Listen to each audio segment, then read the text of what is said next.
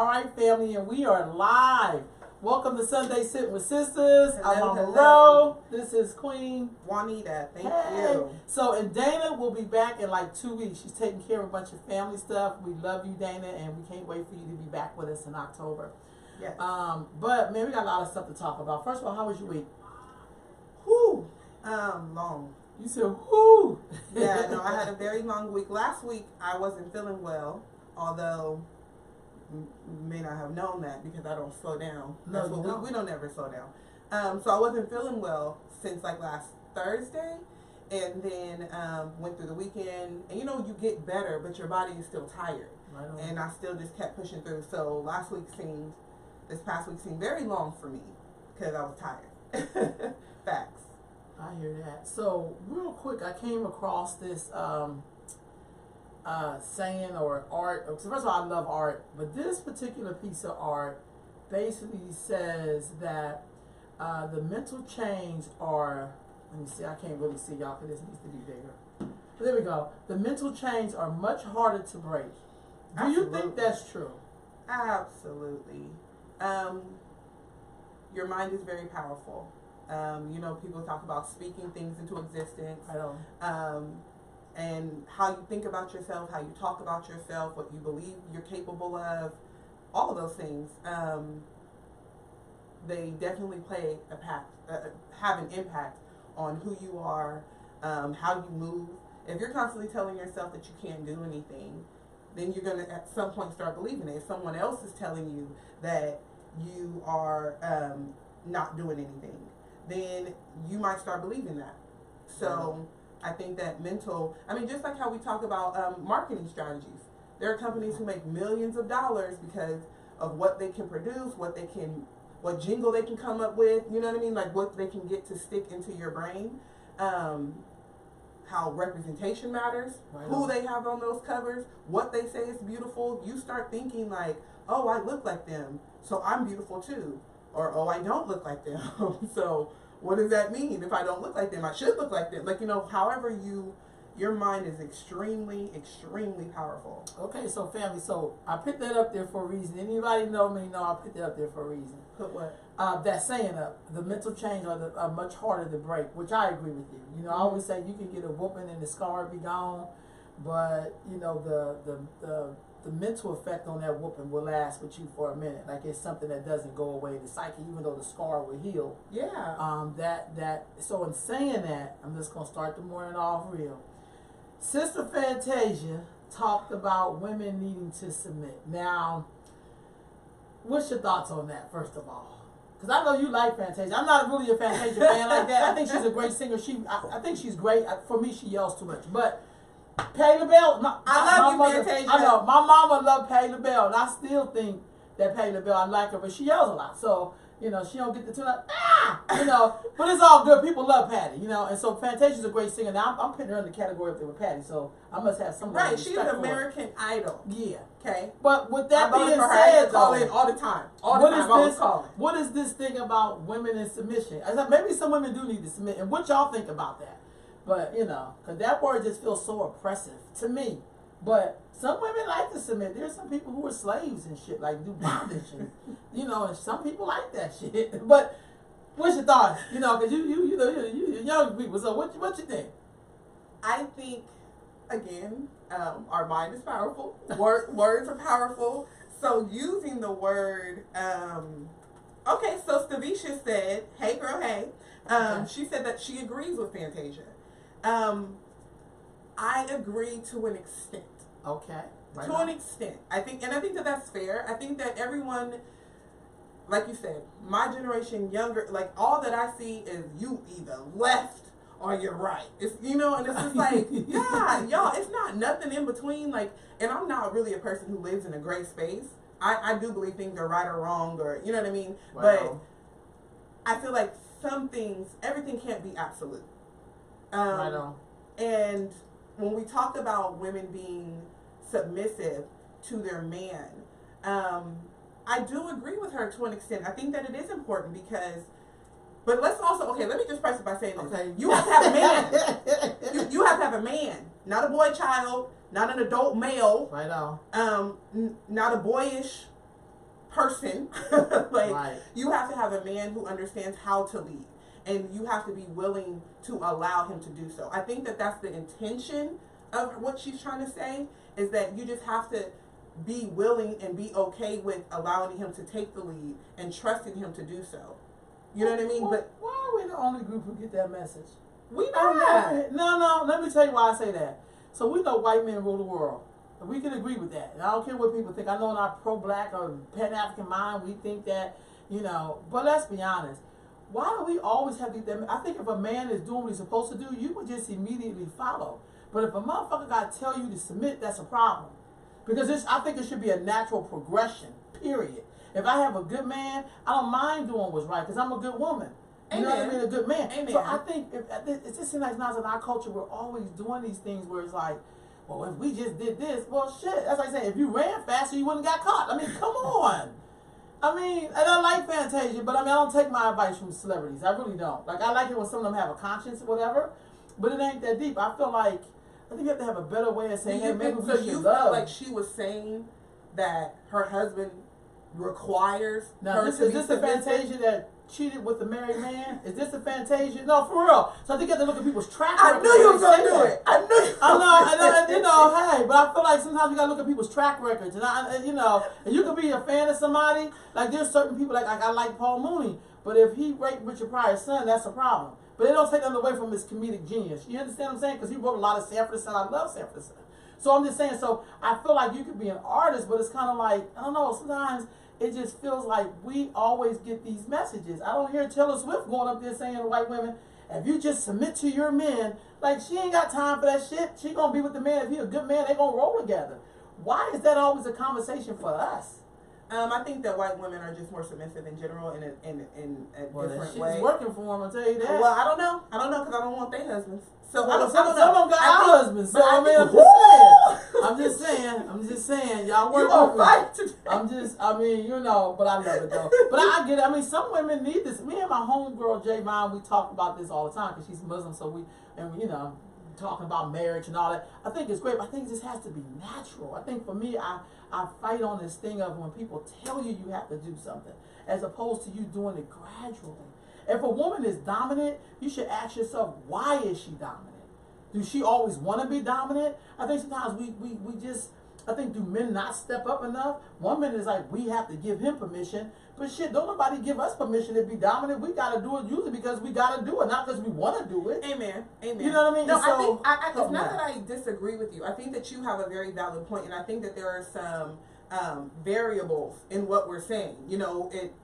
For some of y'all, it doesn't apply. Chime in here. For some of y'all, it doesn't apply. Like, you get what I'm saying? Like I said, in terms of dealing with a man, unfortunately, everyone's not in the position to take that role on. And there are women who can be, and because again, I agree with you, just because you are a woman doesn't mean that you do not have, a go-getter attitude, a hustler attitude. Doesn't mean that you can't be dominant. Doesn't mean that as a man and as a real grown man that you can't have a tender side, that you can't be so boisterous, that you know what I mean? Like, wow. It doesn't mean that you have to have all of these gender roles. That's really what it comes down to. Uh-oh. It's not a matter of gender roles. It's not a matter of playing what society thinks you should be or what you think that you should be. It's genuine, like you said, and it should be natural connection. So do you see the other comments? I think Vanessa was trying to comment on the first picture I talked about, the mental change, and did you see her comment on it? You mean I missed it. Okay, and then FloJo, let me just say hers, then you get to the other ones with yours. Yeah. Vanessa is saying physical change can be broken and set free. Mental change remain in place for much longer. You have to change over a period of time to remove the poison on the mental change. And I agree with that, dear sister. Good morning, Sister Alexis. Good morning. No, I couldn't agree more. And that's in every aspect. Like, even when we talk about, which I think some of us talk about it a little bit too much, but bullying, right? when they talk, because sometimes it's just kids being kids. Like, the world is not soft. Like, your kid has to have some experiences. You can't shield them from everything. But I also don't agree with a child being deliberate and being intentional and purposefully creating trauma. Like, and so that's what we're talking about in terms of having mental scars, mental chains When you grow up and you get bullied, you think it's my fault, because it's just our natural instinct to want to get along with people, to have peace with people. So when we don't have peace, we're trying to figure out, well, what am I doing? What can I do? You know, and then so that can start being, you know, very negative, create insecurities, create self-hate. So I think that, again, and then people grow up with those feelings, and you build from that. You don't build from confidence. You don't build from high self-esteem, because that's not the mental state that you were in. What's Dr. Flo's comment? Because I don't know why I can't see it on mine, but it's all good. It says you have to consider the source. I just said that. Thank you, Dr. Flo, because I was feeling some kind of way, like, ooh, Lord, I'm just kidding now. I don't really know Fantasia. She said like because Steve Harvey is telling women, okay, look, to think like a man. Okay, look. No, read the whole thing. Read the whole thing. Read the whole thing. Right on, Dr. Is telling women, think like a man, and he means that. That's too bad. But he's giving you a guidebook, she says, to find a man like him. Okay. Consider the source. And that ain't my jam. Neither is not mine either, because, you know, Steve Harvey was broke for a real long time. Wasn't he married first time, and then left his wife, left his kids, tried to go make it? That's like the dude who be like, I'm gonna be a rapper. Look, I can't do this forever. We can't do this forever. You done had kids. The brother just went to Africa and discovered himself. So now we gotta see it. So back to the sister point earlier, she said you live long enough, maybe, you know, maybe you will, I don't know. Maybe what? Maybe you change up. I don't know. You get desperate. You start settling. That's what you do. I don't feel like there's anything wrong with. I think the word submission is just troubling in a time when if we don't play so much abuse going on in our community. I'm just saying, and women just feeling, and black women. I'm just gonna keep it solid, because we do all. We ain't all got the same options. Let's just be honest. But there's black women get those messages more than other groups.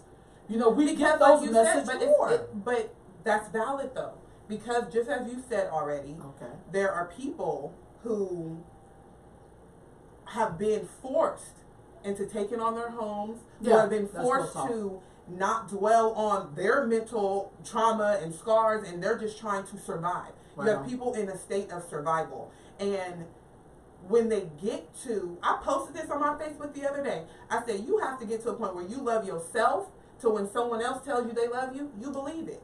Right? If you are hardened, if you're constantly on the go, if you don't feel like ain't nobody there for you, if you know what I mean, like people come and they go, you got this baby daddy and that baby daddy, you know what I mean? It's like when you finally get a man who wants to be there, who will provide, who will be that rock for you that you really wanted, so you have to learn to allow him to be that. First of all, who is Fantasia talking to? No, for real, because she said women should submit, and because I'm about to lead into something else. I think it comes from another source for her, like a lot of black women. But who is she talking to, and why do you think she feels the need to share that? Because I think that she feels that it's relatable. I think that she understands, and again, if y'all know Fantasia, y'all know her story, y'all know her American Idol story, y'all know that movie that she had on Lifetime, okay? You know that she came, life is not a fairy tale. You coming with all the stats today. Okay, life is not a fairy tale. You saw where she came from. And I think that coming from humble beginnings makes her that much more relatable. And I think that she's saying, hey, this is something that I had to learn to do. I had to learn to really let this man lead, not only because it wasn't innate in me, but perhaps she didn't see that around her. You know what I'm saying? So she's saying that it works for her. Just like, you know, keto worked for some people. And keto don't work for everybody. This is just something that worked for her, that she decided to go ahead and share that. And hopefully y'all will benefit from it. Y'all don't shoot me, but I personally think it comes from her religious upbringing. And that brings us into the next story. There's an article that talks about black people being the most religious group in the United States. Lord, we got more religious problems than most people. But it's like black people are the most religious people in America. And that we are so in love with that Bible. And so do you think some of this stuff for Fantasia comes out of that belief?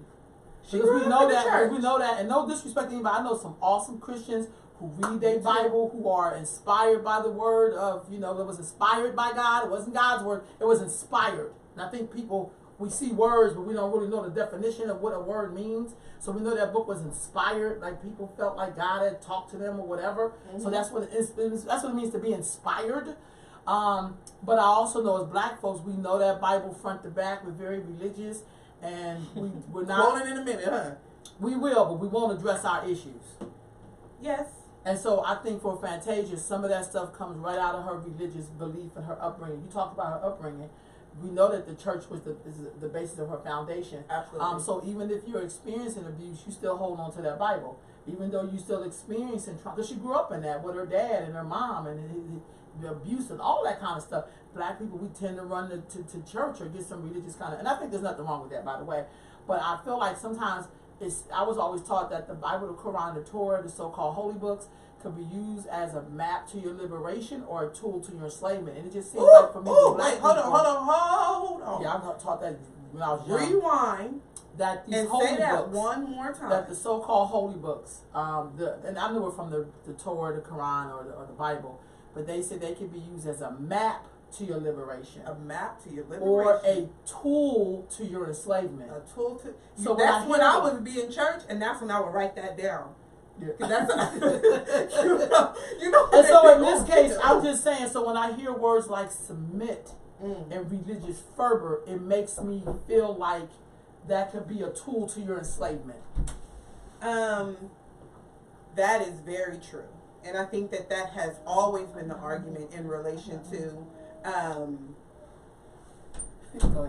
think that's always been the two views of religion since religion has been a thing. I think that people have used it to abuse people in terms of, culture, creating cults, doing stuff. People use religion as a way to control you. Absolutely. I got you, my dear sister in Marin County, Sister Demine McKenzie said, this all sounds good for now. She's talking about Fantasia. However, Fanny is going to reap what she sows. So here we go with the religious thing. That's what I'm trying to tell you. Because it's not just the shit that sounds good in the book. It's all of the stuff. And we're going to go there. Let's not forget, she got pregnant and had a baby by a married man. Now, look here. Listen. What commandment is that? Listen. Fornication, adultery, it's a lot. Thou shalt not sleep with my girl husband. Absolutely agreed. Map to liberation, tool to enslavement. Right on. I heard that from Khalid Muhammad back in the day. That always stuck with me because these books are so helpful. It's like a self-help book. Honestly, that's how I see it. But it depends on your translation. And black people are famous for picking the shit that supports whatever we're doing in the moment.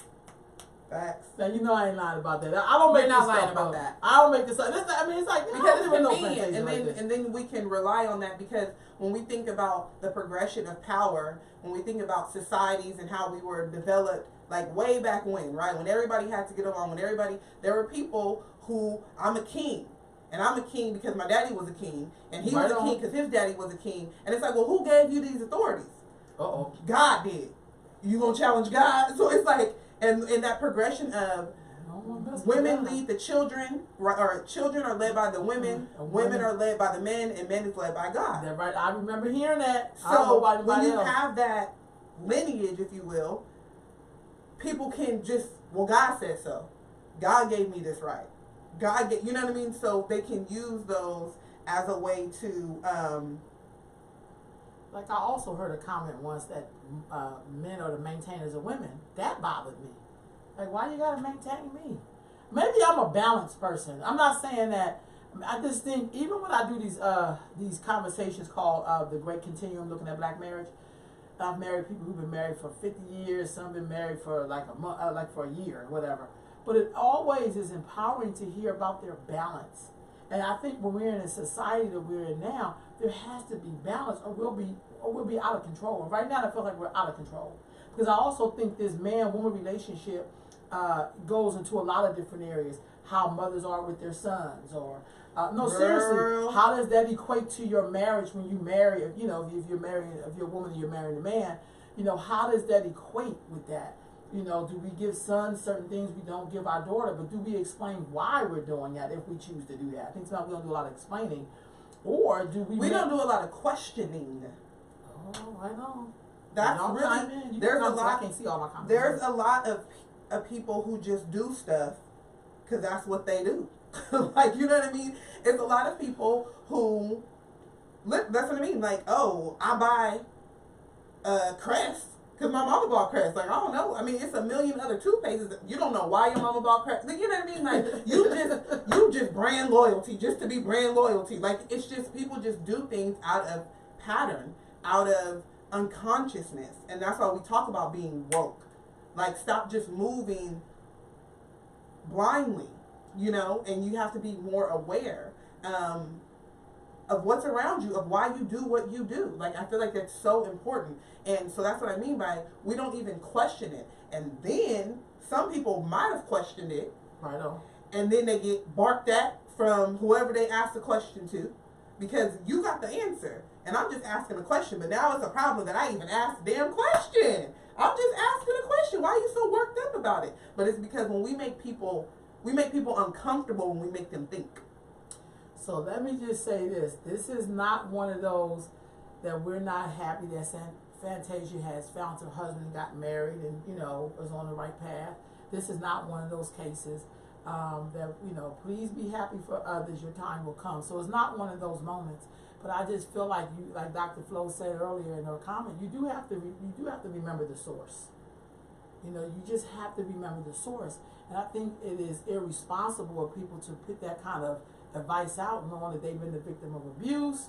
How many women we know right now in abusive situations, basically in those kind of relationships because they was told that they needed to submit. You know, I'm just doing what my man tell me to do. Because I hear a lot of that in abuse situations and domestic violence. That's a lot of the undertone. Is, you know, I'm doing, maybe he'll outgrow it, maybe I can love him out of that bad behavior, or maybe I didn't do what I'm supposed to do as a woman, whatever the hell that is. I mean, some relationship, men cook and women do the dishes, or maybe the woman cook, the man do the dishes. I mean, there's always these balances, but I don't think we say that statement with a balance. And so her having her whole history, I think that she could have made it a better balance, like she could have explained that statement. Well, that's why Flo said, she said that her husband explained it more. Because maybe people did take it as she is being forced to submit. You know, and I just hear submit. Submit means like when somebody's suppressing you. Like accept like when a cop be like, submit to me, whooping your ass. Submit, stop resisting. Stop resisting. Come on. That's about making a person submit to whatever the hell you get ready to do to them. So I think we live in an era that happens a lot. So you are hearing, okay, I think I'm understanding now so that's all what your issue really is with it. When you hear submit, you hear oppression. You just walking all over me. You can do anything and everything, and I'm just here to accept it, and I just gotta deal with it, and I ain't got no options, and I ain't got no choices, and okay. Because I'm tied to this belief that's been you set just have up, to just that you just accept. have to, right. And I think sometimes it's kind of like words have certain vibrations on them, or certain historical references that plays in people's minds. You know, like if I was to throw out the word the Holocaust, immediately you would think Jewish people.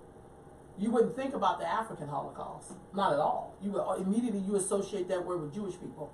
I'm just giving an example. Same thing with the word submit. I mean, we live in a time that's it's super lit. You know, there's a lot of different things happening in our society that we have to be very careful with those words. Yeah. That's all I'm saying. And I think that and so like you're saying that Fantasia really, it was poor word choice, but her word choice was based on her religious beliefs. That's what I think. And it's kind of, because you know, in this some people, you will ask them, well, what does this mean? And they'll just find the word with the same word. Don't you hate that? don't you hate that? Like if you say, be an adult, and he's like, what's being an adult?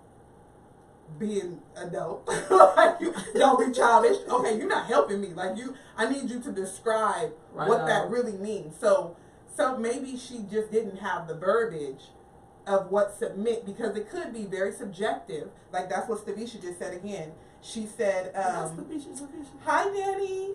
Hello. Stavisha said that it just really depends on how you see it. Mm-hmm.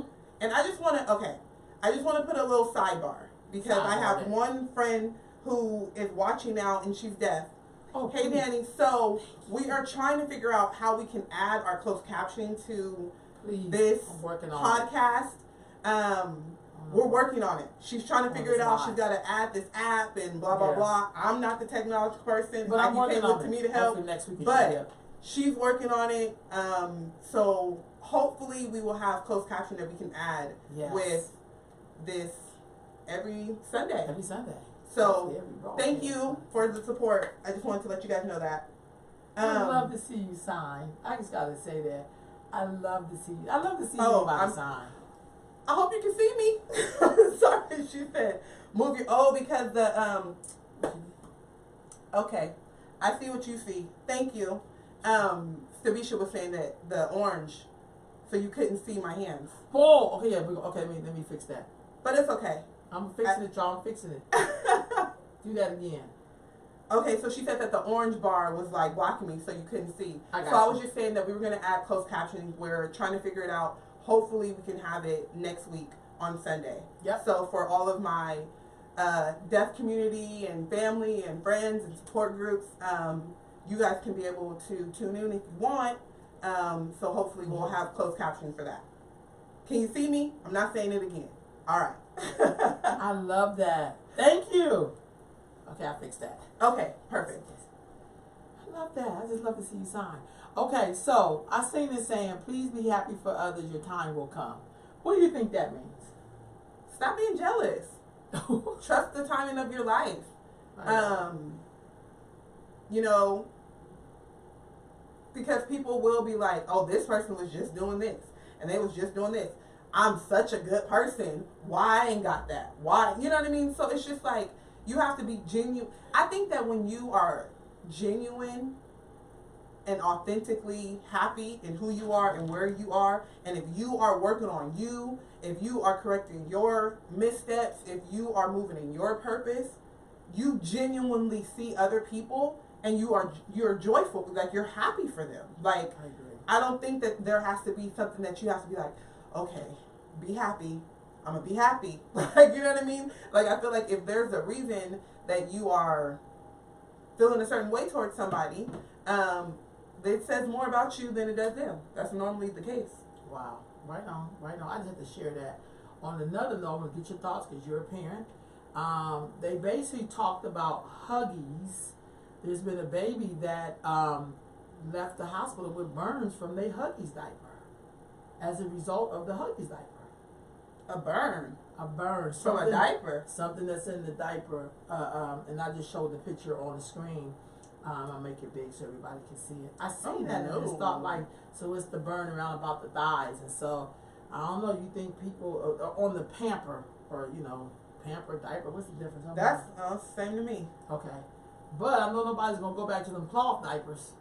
Nope. But it makes you think of what are they putting in those diapers and do we think about what they putting in those diapers? Just curious. No, because we don't think about what they put in our tampons.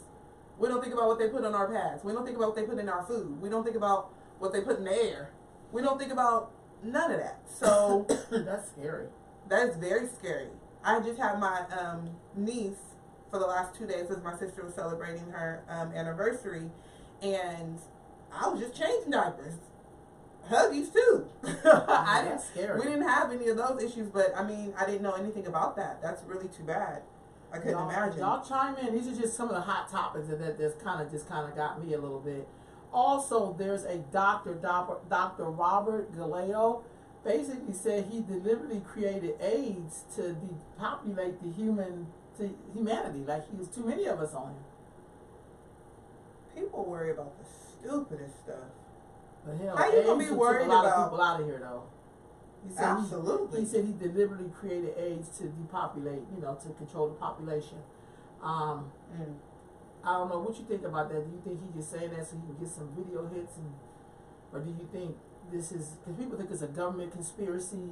I've heard a lot of different things about where AIDS come from. I didn't know how it went from being a gay white man disease to black women are the fastest rising population with it. So I don't know. Because it's a black man who was on the down low. Oh, comments on that, y'all. It's a lot of black men on the down low because we are not open based on our religion. we don't accept gays in our religion. So it's a lot of males, and then in our country and how society moves, how society works. There is a cookie cutter example of what a male looks like, just how we were talking about in terms of gender roles, expectations. And then it's what a woman's supposed to be like. So as a man, you can't do certain things, and as a black man, you bet not do certain things. But how did this person know? And I'm just throwing this out there, y'all. I hope y'all would chime in. How did he know that this is something that would affect African Americans? Like, how did he know we will be in this crisis right now with that? If it started off I don't know as if a he gay knew that. disease, or okay, you just okay. If sometimes things just snowball. Okay. Sometimes, I don't think that he was probably able to predict that by creating this, and that's even if it's true. Right on. But I don't think that he would be able to predict the impact that it might have. Oh, excuse me. That's all right. On Flo said he lying. Okay, thank you, Flo. I was like, maybe I'm tripping. I mean, there's a lot of things that sometimes I don't know. I could be so honest and say I really don't know. Oh God. Girl. So I'm glad Dr. Flo's still on here. So my next thing is racism a mental health issue? And I was just gonna say no. My cousin just posted this, and I said no. It was a billion comments he had. I didn't read not one. I went on there and said no, Jesus. And he's gonna ask me why. Listen. He said listen. Listen. I'm not gonna sit here and entertain this for too long. I'm just gonna tell y'all this right now. We're not gonna. It's not a mental illness. It's not a mental illness. What is it called? The DSM, right? That's where all the mental health, whatever it's called. Y'all know what I'm talking about. Maybe I'm. Well, what's the name of the book? She said no to. Yeah, I love your training on Friday, folks. The DSM. I don't know. You ain't gonna find racism in there. Is what I'm telling you. You're not gonna find people saying that we are born as a clean slate. DSM-5, thank you, Volume 5, Edition 5, yeah. Okay? In 1, 2, 3, or 4, you're not going to find nowhere in there that racism is a mental illness. It's not. All racists might have certain mental traits that they find. You know what I'm saying? But that doesn't mean that you being a racist is an actual mental illness. Does that make sense? Okay, so let me just say this. Okay, that totally makes sense. So I was gonna give an example to back this stuff up, so people don't think I'm tripping. So there was a 6-year-old black girl who was arrested because she threw a tantrum. Huh? Yes. Oh, just like the boy who was 7 in school threw a Skittle and got arrested. So do you mean to tell me those white officers that came to arrest this little 6-year-old for throwing a tantrum? I'm old school. I would have just walked off and left the kid. I mean, that's like being we never did that in our community. My mom said you didn't get stuff. You can throw one if you want to. She just walk off and leave you. Then you get up and be like, oh no, where my mom at? However, like, you mean to tell me that cop has mental health issues? No, he does not. Oh, something wrong with him. But we're not gonna just keep allowing y'all to just keep excusing things and labeling stuff so you don't have to deal with it. Because that's what it ends up being. Oh, it's a mental health situation. Like, and we all know how serious mental health is. Like, we do all know how serious mental health is. So let's not try to umbrella everything with that term. Like, you know what I mean? They put handcuffs on this little sister and put her in the back of a cop car. It would have been a big problem.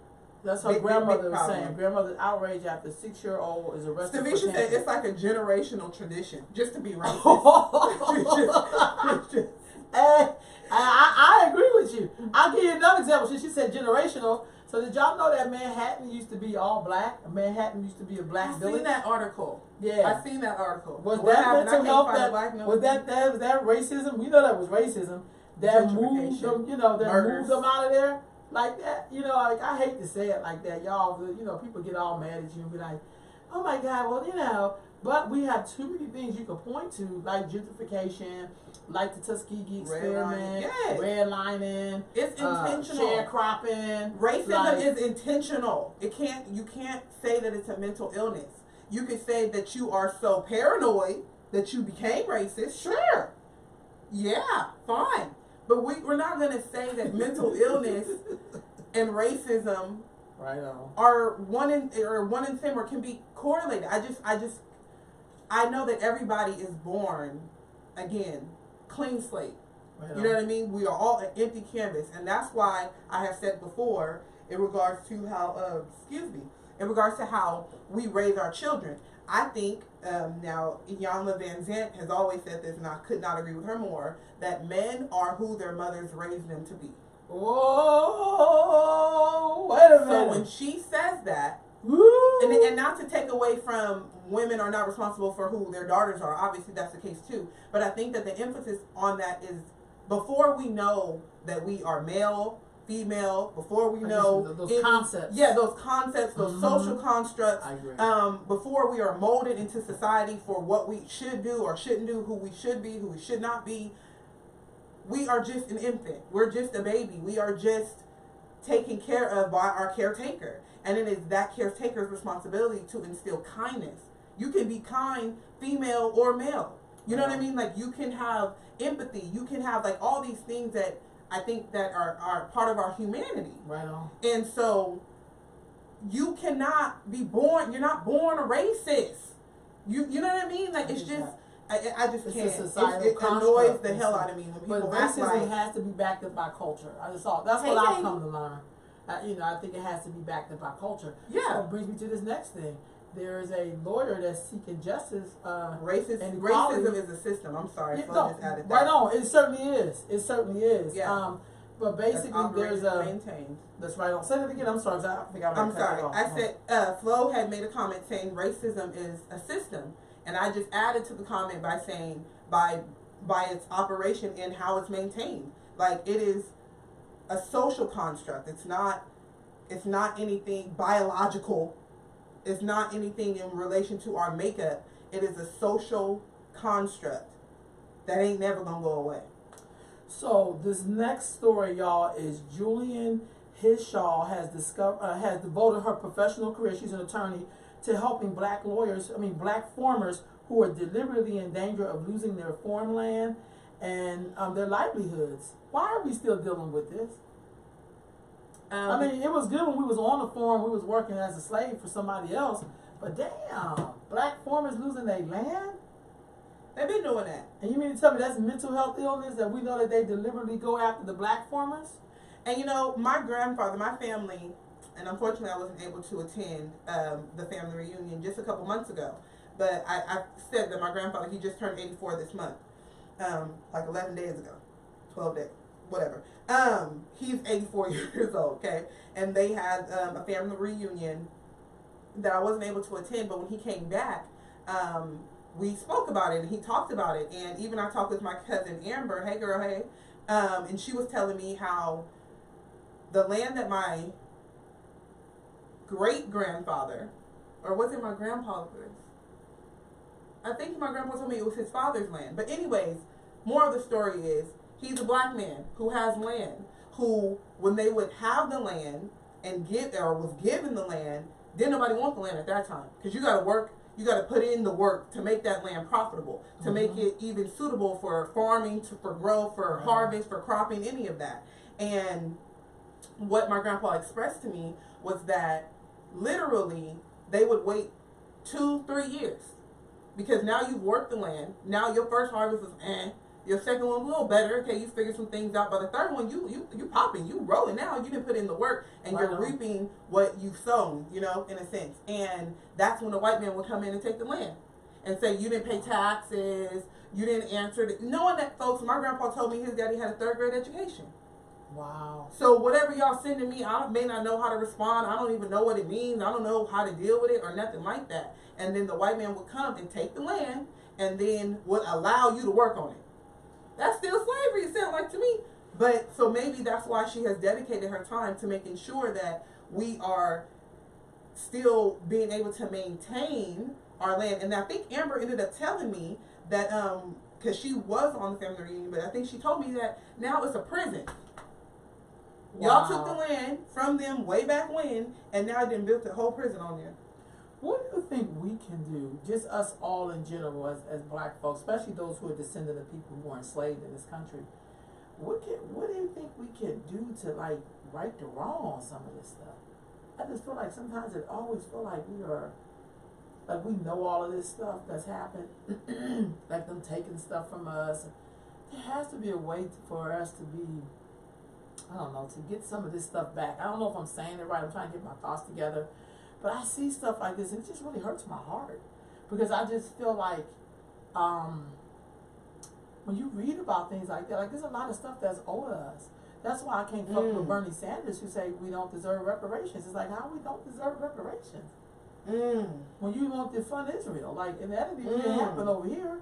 No disrespect to any of those people, but I'm just saying, it's like, how can you not hear a story like that? How can I not hear a story about my grandmother eardrums being taken out of her head? I mean, how can I not feel some kind of way?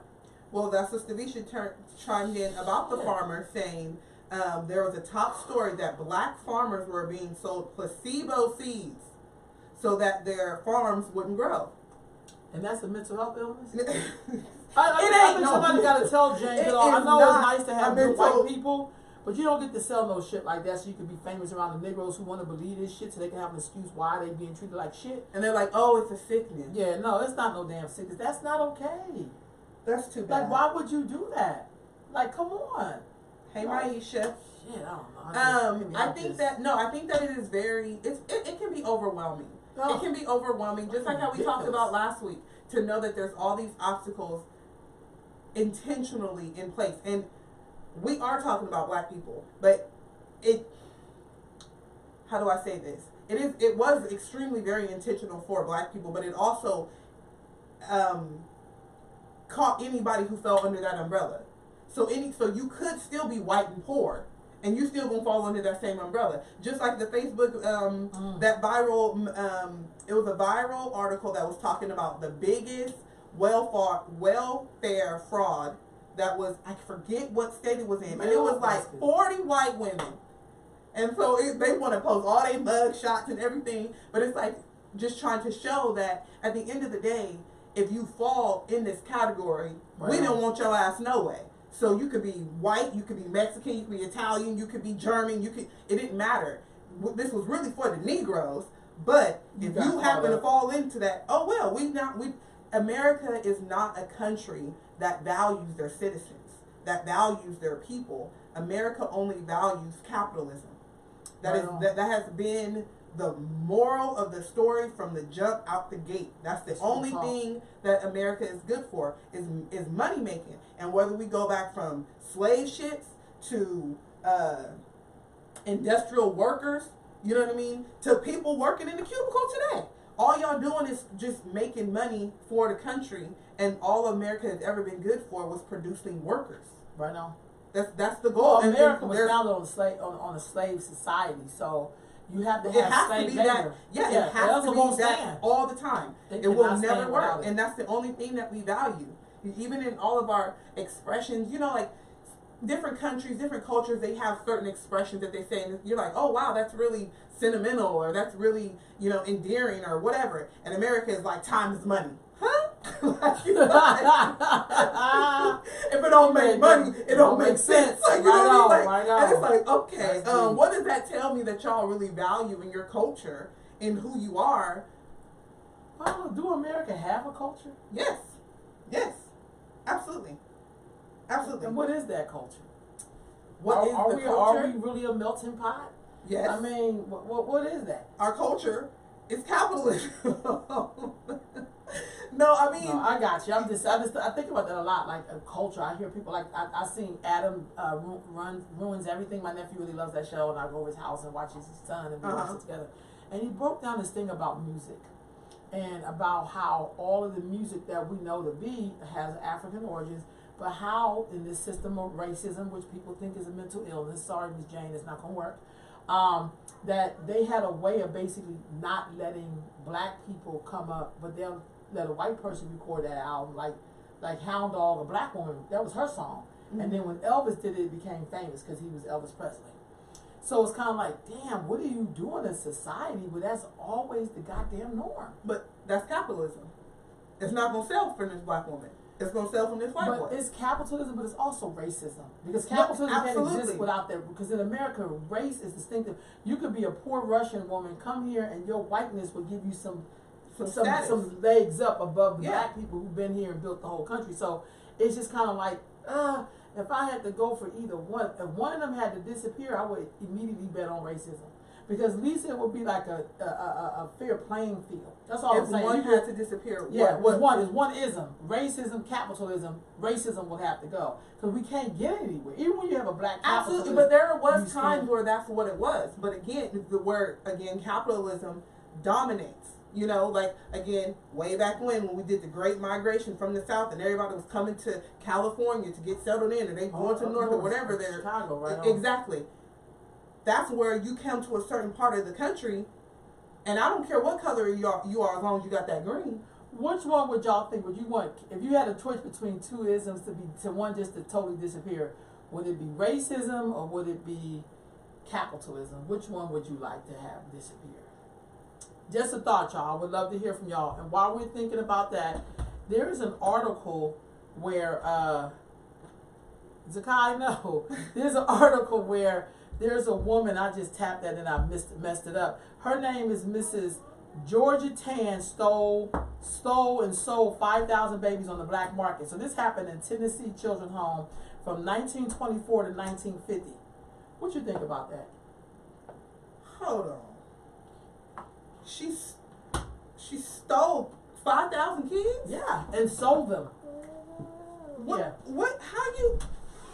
How you steal children and got the nerve to sell them?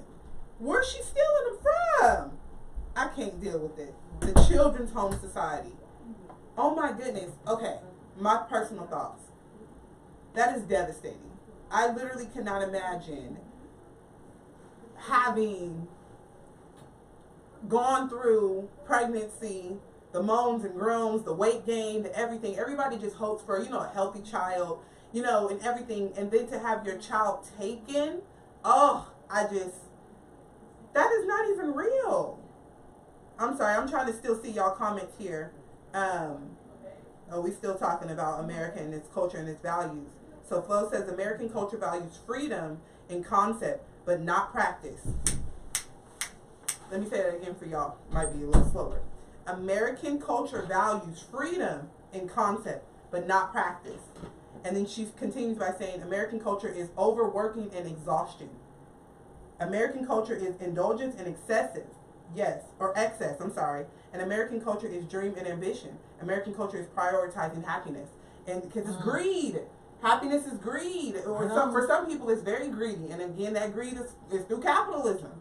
It's just how they're trying to go somewhere, what they're trying to do. I couldn't agree with you more, Flo. Absolutely, couldn't agree with you more. What Flo said?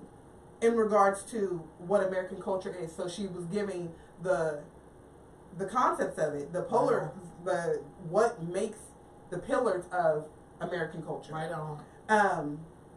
But you were talking about the woman stealing babies. Yeah.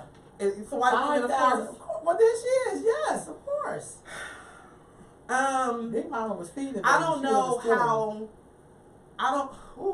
Big Mama was feeding the babies on and wasn't stealing them. Amen. I don't know. That is just a different type of evil to me.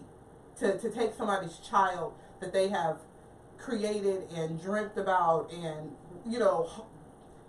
carried and everything for months and months and months, and to take that child and then to sell it to somebody else, I just can't.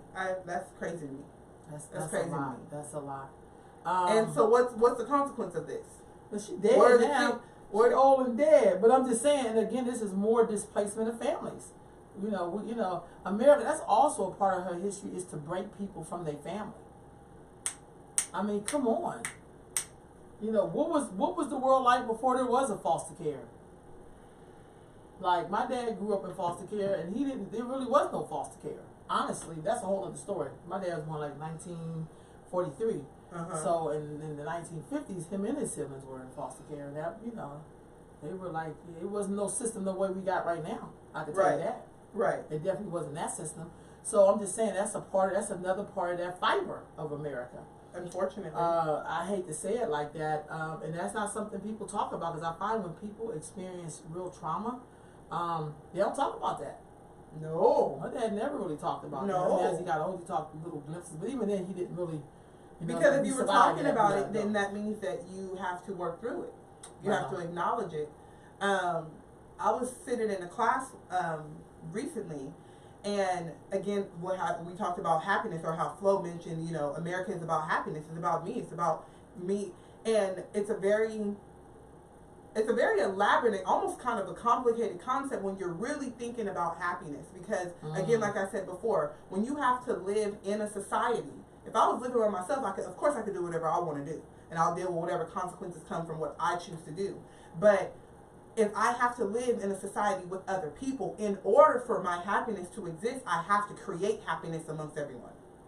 I have to give up that right to do whatever the hell I want to do in order to be happy. Does that make sense? Yeah. Because if I say again, I'm not gonna kill you, you're not gonna kill me, that brings me a little relief. You know what I'm saying? That gives me some happiness, some peace to say, okay, I don't have to worry about being killed.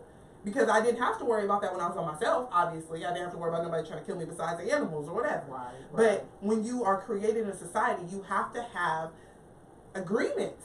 You have to be able to move and, okay, we agree that I'm not going to steal from you. You're not going to steal from me. I'm not going to kill you. You're not going to kill me. Fantasia, you going to leave my husband alone?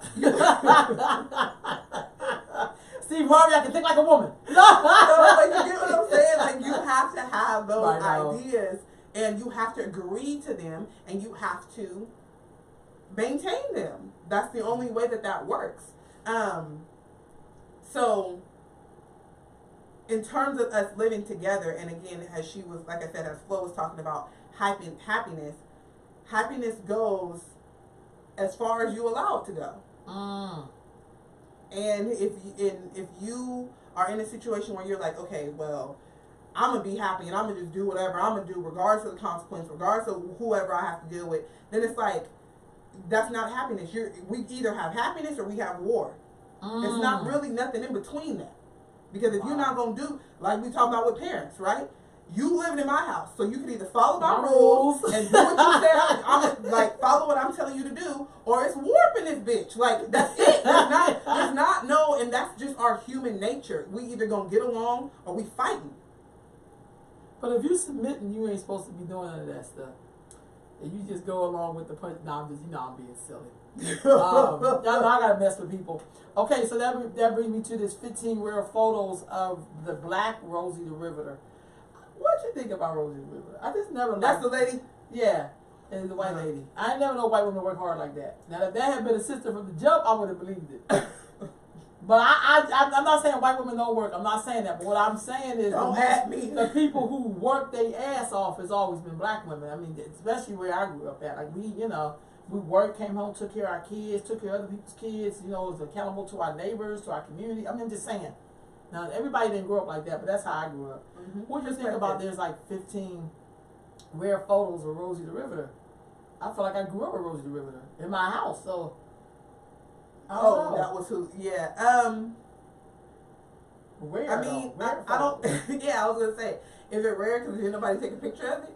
It's like, oh, it's so rare. Police brutality. It's just all, like, nah, we just didn't have no cameras before. Like, this shit been happening. Like, I don't know what's so jaw dropping about a black woman working. Maybe that's what it is. It's like, it's so rare. Like, she a unicorn. Like, that's what it is for me. Okay, I missed it.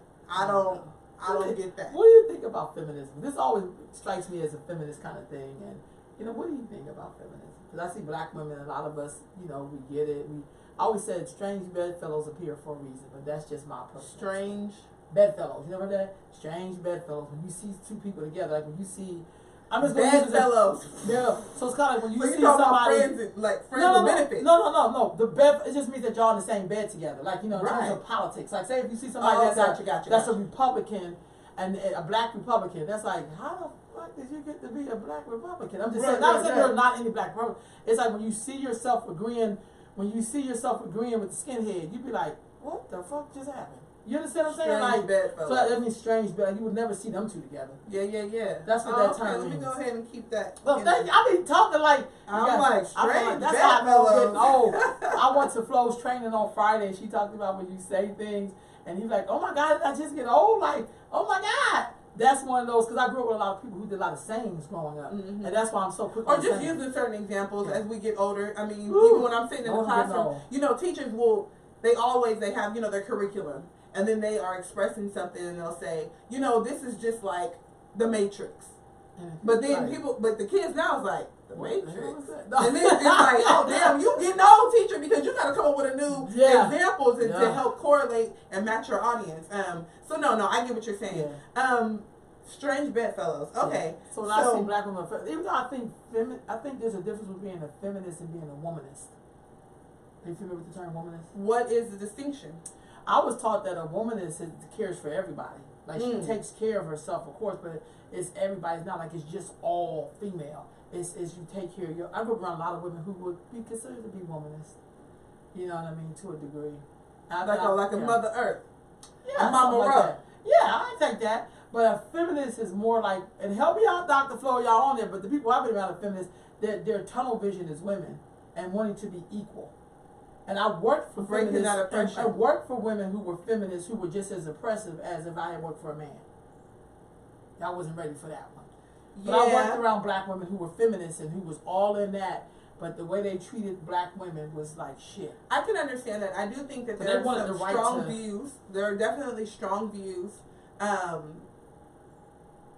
And I can agree with that. I know that there have been some times where I've talked to women who would definitely consider themselves feminists and then would be upset, you know, if a girl said or if another woman said that her goal was to be a wife, to be a mother.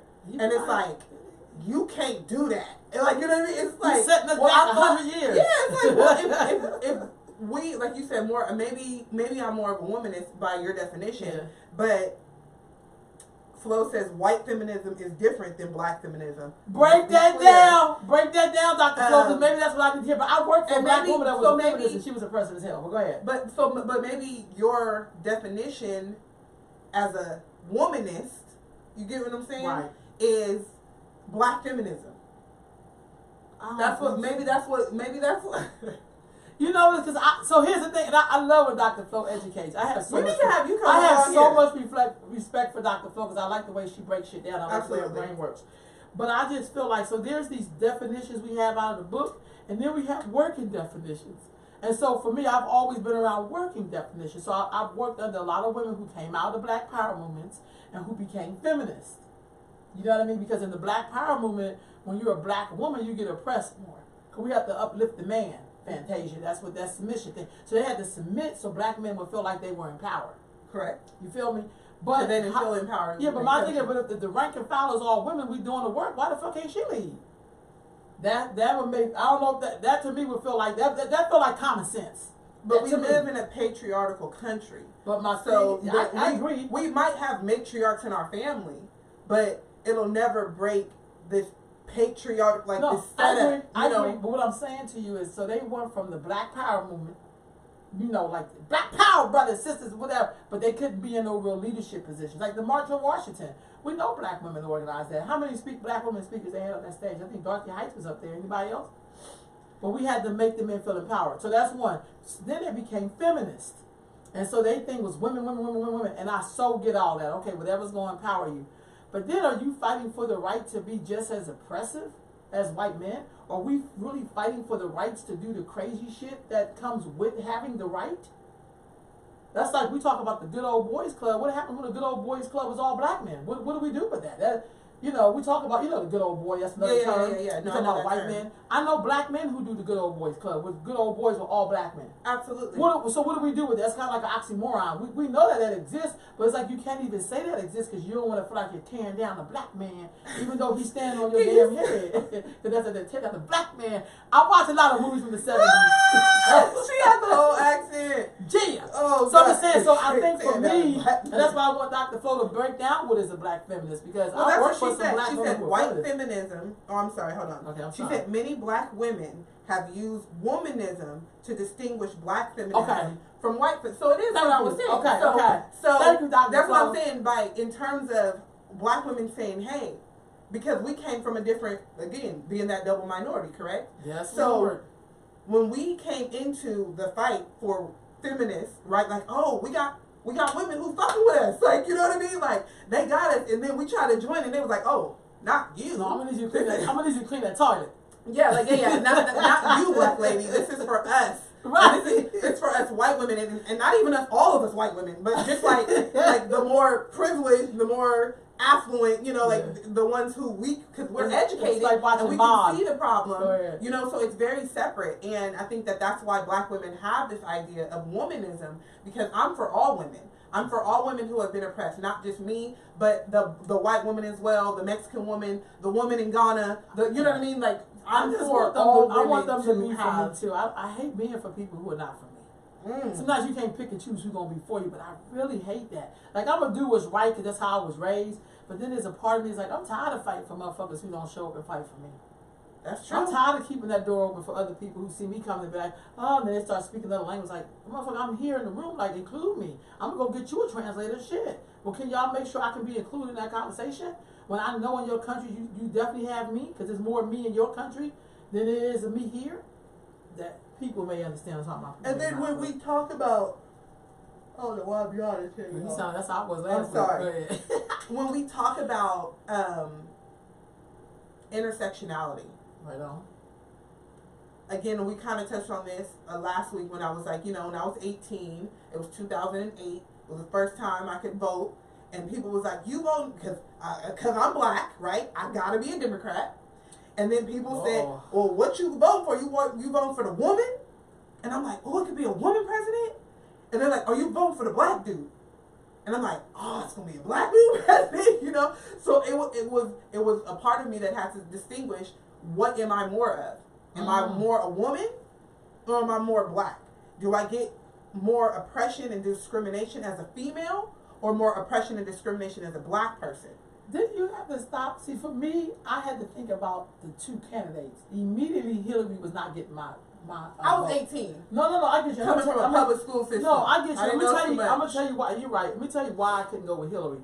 See, I'm 47, so I remember Hillary when she was reaping those white women benefits from having her man be president, and how she lobbied for that imminent crime bill, and why most black women my age didn't get a chance to have husbands. So I have to be honest again, but that's my lens and my view. So I could never vote. And I remember how she treated Barack Obama too.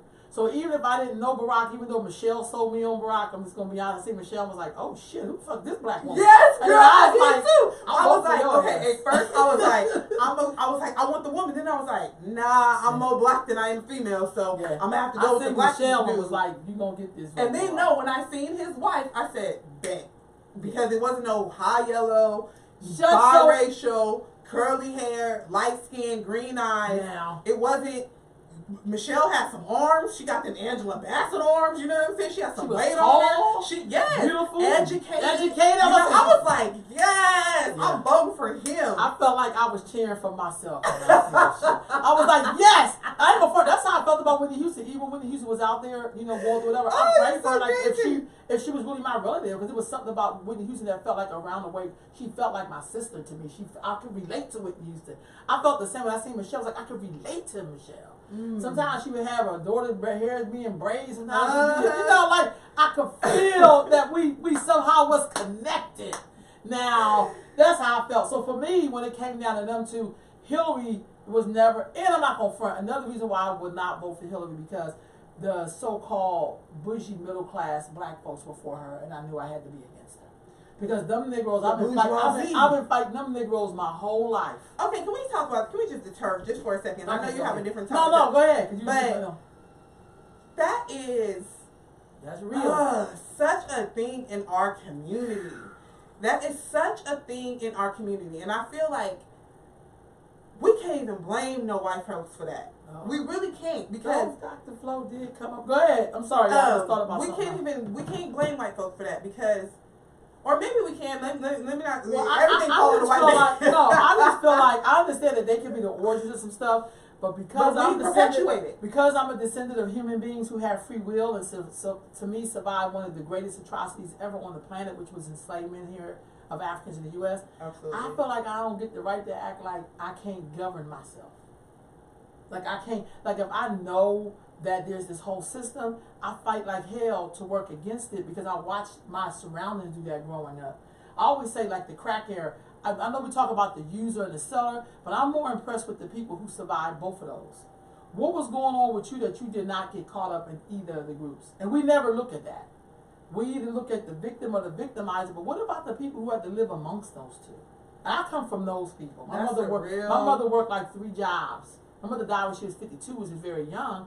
But it's just something about what was in her that's now in me.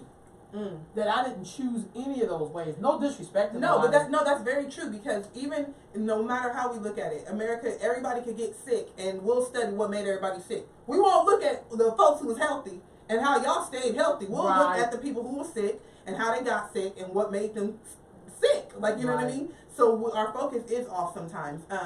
So that's all I just say that's that free will when it's like, can we just talk about each other? Like, can we just talk about that kind of thing that we know? We talk about black bougie people. I feel like I have been in the strange bedfellows with people because they had my back, where educated black folks, it was like it would fuck up their money, so they couldn't do that. So then I had to show up with the white capitalism. Boy. That's our American culture. Then I had to show up with the white boy because I agreed with him and I needed something to get done. Yes. Not Negroes who were worried about their property value. But that's a whole other thing. And so again, when we talk about people who are like-minded, everybody who brown ain't down. Everybody who kid ain't, you know what I'm saying? Who brown ain't down. Everybody who brown ain't down. Yeah, that's real talk. Uncle Tom's. You have those people who are not like-minded for the collective. Wow. We're not for the collective. I'm for me. And whatever that means for me, that's what I'm going to do as an individual, probably for some sort of capitalistic gain. And even if it's not a capital gain in terms of monetary value or something like that, it can still be social status. Because we also, again, going back to our culture and going back to what we have, it's all about who you know, right?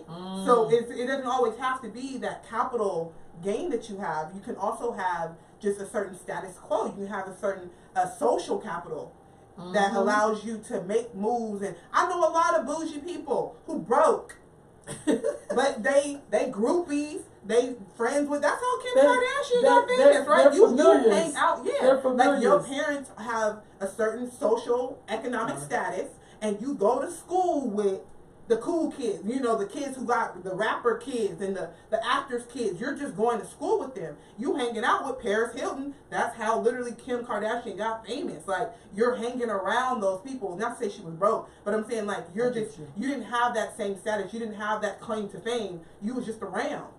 Wow, so I feel like it's not always that capital monetary value.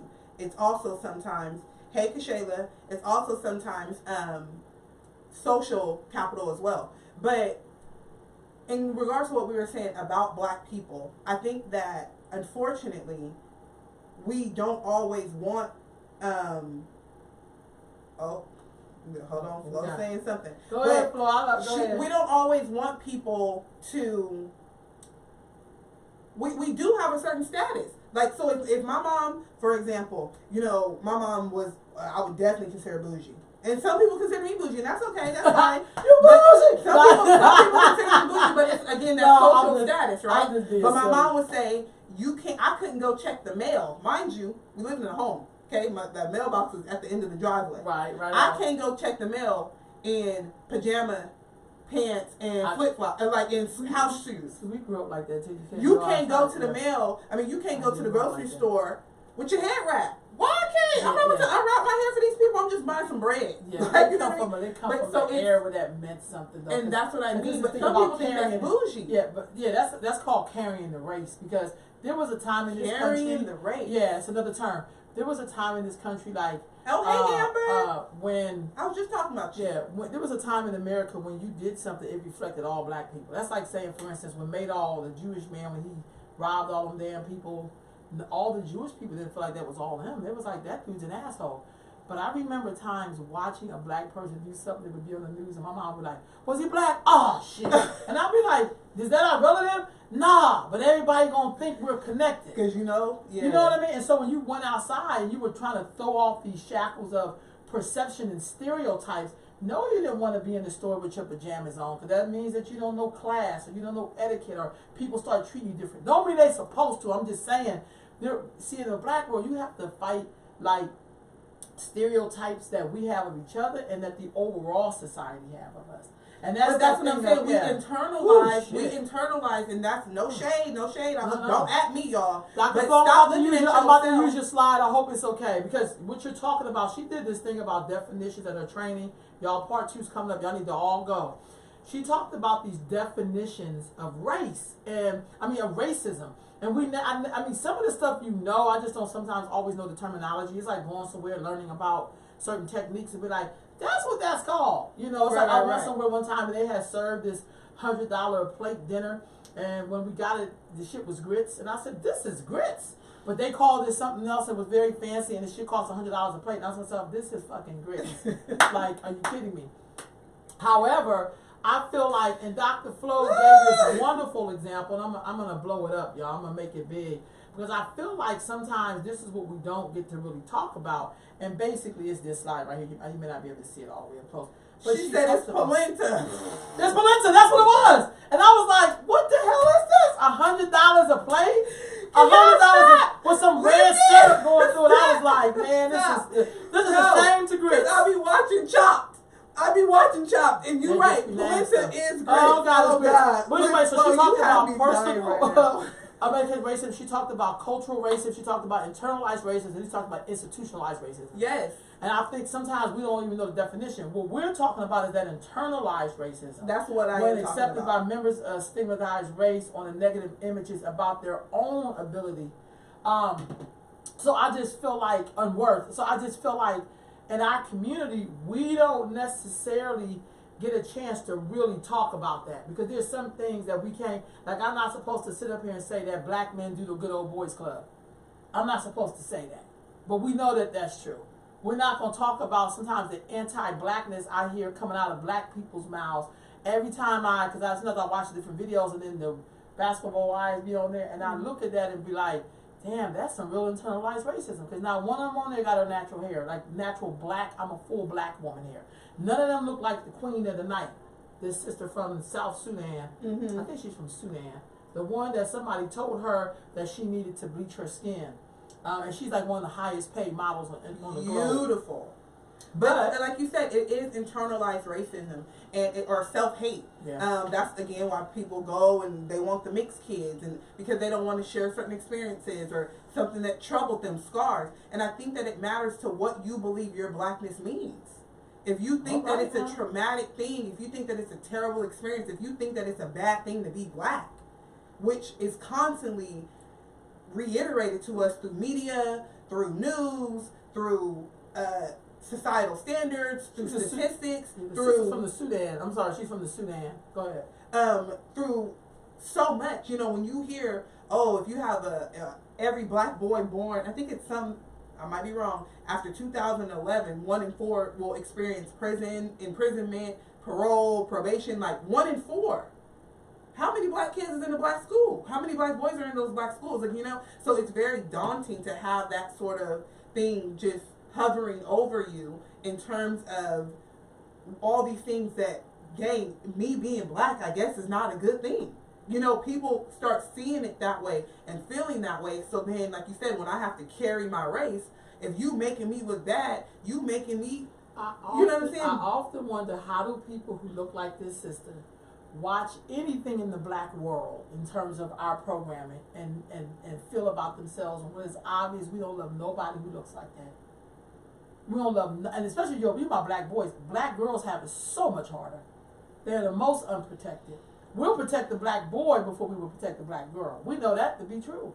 We watch black mamas go all the way in for their son, even when their son is wrong as shit. Ugh. Now, sick. come on. Now, sick. I know y'all that's not a popular thing because we gotta protect him. And again, this is this programming. This is this program. But what I'm saying is that when you look like this is absolutely beautiful. Yeah, shut your mouth. This is absolutely beautiful, and I think to myself, how she must feel. Let's just take the basketball wives. Can we just start there? No disrespect to Shani. I think she's getting it in. But look at how capitalism. Look at how Shani. Look at who her husband was. Okay, so because I know girls who say all their brothers is dark skinned and all their wives are light skinned, and they're dark skinned. They're a girl too, and they're dark skinned. So I'm just saying, like, well, damn, like we don't even understand what that means to the psyche. Is that internalized racism? What do we do with that? How do we deal with that? They don't see beauty in themselves. They don't see themselves as desirable. I just They want don't. us to tag them niggas, and so when the police stop Woo! them, let's just let them stand on their own merit. Fuck it. I'm just tired of protecting people who don't protect me. That shit's tiring. I know you can't do that, but I think I know a lot of black girls who look like this, who are made to feel every time we say brown people, when we know motherfuckers is black like this, we know that there are black people like that. So why Yeah. we keep trying to? I love when Dr. Flo showed that slide that says we're not a nation of immigrants.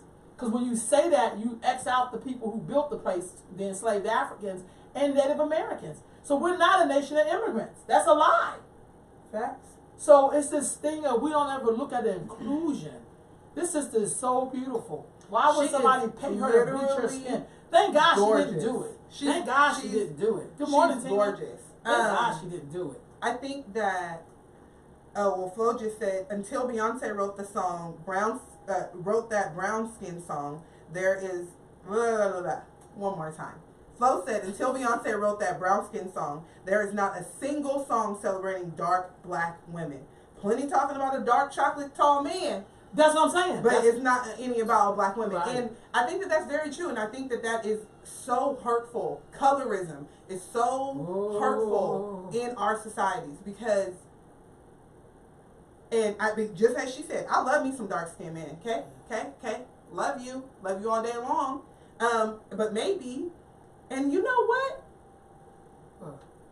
I mean, because we can look at it. I just thought about that because we can look at it in one way in terms of how the darker skinned man goes after the lighter skinned female, okay, and wants to marry and have babies and whatever, right? With the idea of maybe I do know some like dark that. skinned black men married dark skinned black women because my sister was. I don't know too many, but Okay. and then with me having or in that same flip side, why are there so many lighter skinned females who desire dark skinned men? You get what I'm saying? Yeah. Who have this attraction to it, but then apparently we don't want no. We can have a son that's dark skinned, but we can't have no daughter that's dark skinned. That's what I'm talking about right there. That's what I'm talking about right there. That's what I'm talking about right there. I personally, because the only thing I ever wanted was a little girl, and I got my little baby, and she's just as dark, and I love her, and I love her skin tone, and I love I'm glad everything. you her mama so she can feel that love. Because I meet too many black girls who don't feel that love from the woman in their life that's supposed to do that, which is your mother. Right. I But hear we them have say that stuff like fear the only because- thing she got on me is that she was light skinned. I'd be like, what the fuck are you talking about? I mean, I don't say that out loud to the kids, but in my mind, I'd be like, where did you get this fucking programming This from? idea that light skin is better skin, that being lighter is better than, like, I don't know, I can't. It's internalized racism. It's internalized racism, and it's very sad. That They is had worse. those documentaries of dark skinned girl and light skinned girl, and I remember seeing that. I hated that damn dark skinned. I know, Special. I did. I mean, of course, I hate any. No, well, not but- any discussion no, revolving around colorism, but really having to dissect it and talk about it. It's really hurtful. Again, he focused on. See, this is what gets me with Bill Duke. No disrespect, I like Bill Duke. He's a great actor, but how can a black man really do a documentary like that? Tell us about your dark ass and why you picked the women you picked. That would be more insightful for me. But I also know I'm always fascinated when I meet dark skinned women who have such high like they live on such a high standard or they self love is so it exudes. Yeah. And so I be wanting to I always try to bring those women into so that dark skinned young girls can see you can be dark skinned and love your damn self and be successful and be loved on. Because what I find is that even when you look at all the reality TV shows, you don't even get to see any inkling of that. I've never seen one dark skinned person on there. And to me, she's really dark. I know some people who are as dark as this sister right here. Not brown skinned dark or lighter dark. I'm just gonna be funny. This I hate to say it, this phase is a color. Mm-hmm. But like when they got this new sister on there, she's from Nigeria. She's a football player. OG. And OG, and I'm looking at her like, y'all serious? Like, are you really fucking serious? Because I know they call her Toji. That's about her toes hanging over her shoe. I mean, you know what I mean? Like, she doesn't look as soft as the other women, and they kind of let her know it. But that's a whole other story. I mean, they wouldn't bring her on there, but I think again, talk to me. as twisted as it might be, and it's not something that I agree with. I'm just saying the No, train bring of it in. thought. Bring it in. But I think that the same way people will say, I don't have no problem with gay people, but I don't want my child to be gay, because of the life that they have to live, because of the things that they'll have to go through, because of how society will treat them. Really, it's how you think about your child, what you'll be doing to your child, what you'll be saying about your child. But it's like that's what they kind of, yeah, that's what they tell themselves, and that's what they say out loud. But the reality is that I feel like that's a little bit the same way in terms of colorism within our own social construct. And feeling like, I don't have nothing wrong with, I think, dark skin is beautiful, and then it's like, oh, but if my kid is dark skinned, you want to make comments, you hella dark, you black ass. Yeah, we couldn't say none of that growing up. My mom didn't play that. And it's like, I definitely don't play that. You would get cussed.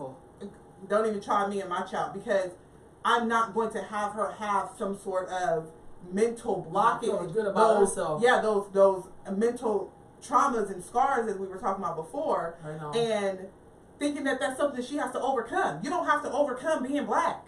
You don't have to overcome being dark skinned. You don't have to overcome being a female. You just have to be your best self. Do you think that falls into how Ms. Jackson, do you think that falls into the hair category? Like, there's nothing wrong with a hair weave, y'all, swear to God, or whatever. But I think we have taken this shit to the nth degree. When you watch a show, none of the black women got their own hair.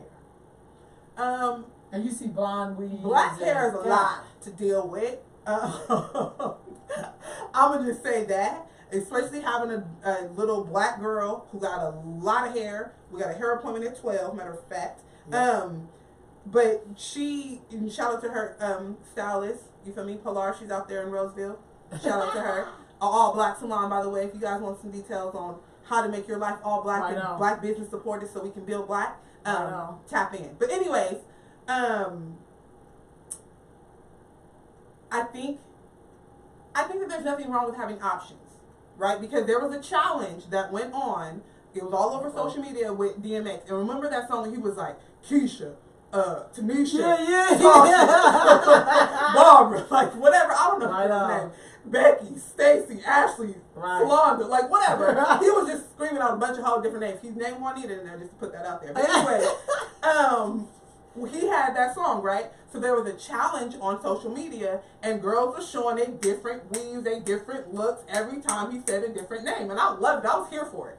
And we should actually post one of them, because I was here for it. Because the girls are just, I got my blue weave, I got my bob, I got my longs, I got my dreads, I got my, you know what I mean? Like, they have different looks. So I don't think that there's anything wrong with versatility. I think there's a lot of folks, white, black, Asian, Mexican, whoever, who would be like, oh, I wish I could switch my hair up like that. And, you know what I mean? So I think that we cannot talk about colorism and not talk about hair. Because hair, when you look at the black woman, everything on her is about that she gets marketed to differently than other people.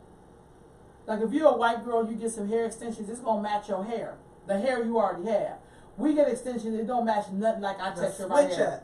So I'm just saying, I think there's nothing wrong with diversity. Please believe me. But I also think you can't talk about self-hatred and internalized racism when you're not doing things that reflect who you are naturally. Other people are doing shit that reflects them naturally. I don't see nobody get no Afro weave. I've just never seen an Afro weave. No, I have. I seen one in New York. I didn't see plenty of white girls walking around with some braids. Yeah, but she can take those out and go get a job, okay? I'm talking about, just what I'm saying, it's hard to focus on just black people, because if we're going to talk about this internalized racism, we got to look at the things in us that we do that we know is internalized racism. There's nothing wrong with changing up your hair or getting a weave. Yeah, but if we are the start of the culture, we are the start of mankind. We are the epitome of beauty and women. So I'm showing y'all what it really looked like. Really, y'all came for me. I'm putting this wig on to show y'all what my great grandma looked like, and then I take it off. You know, it's just a little. Great grandmother did not have no long blonde ass wig. Okay, she did not. If we can't hear slavery, I'm saying there's nothing wrong with diversity. Right. I swear to God, there's nothing wrong with it. But I just know if I was curly wig. If I was a little dark skinned black girl with some pigtails, and I was watching black women on TV, I don't know how I would feel about myself. I would feel like, and I feel like that's not as a black woman that I am. I feel like I don't never see me on TV. See, this is like Tracy, Diana Ross's daughter. That's great. She don't represent me. No disrespect to her. She's some kind of black. Oh, for blackish? Yeah, nothing on blackish is black to me. Now they got mixtures where she's talking about her white dad and her black mom, whatever. That's giving us a makeup. Where's the dark skinned mama on? You don't blackish? like blackish? I don't like blackish. I think it's a way. I think it's a way. That's because I'm really black. I'm not blackish. I'm black.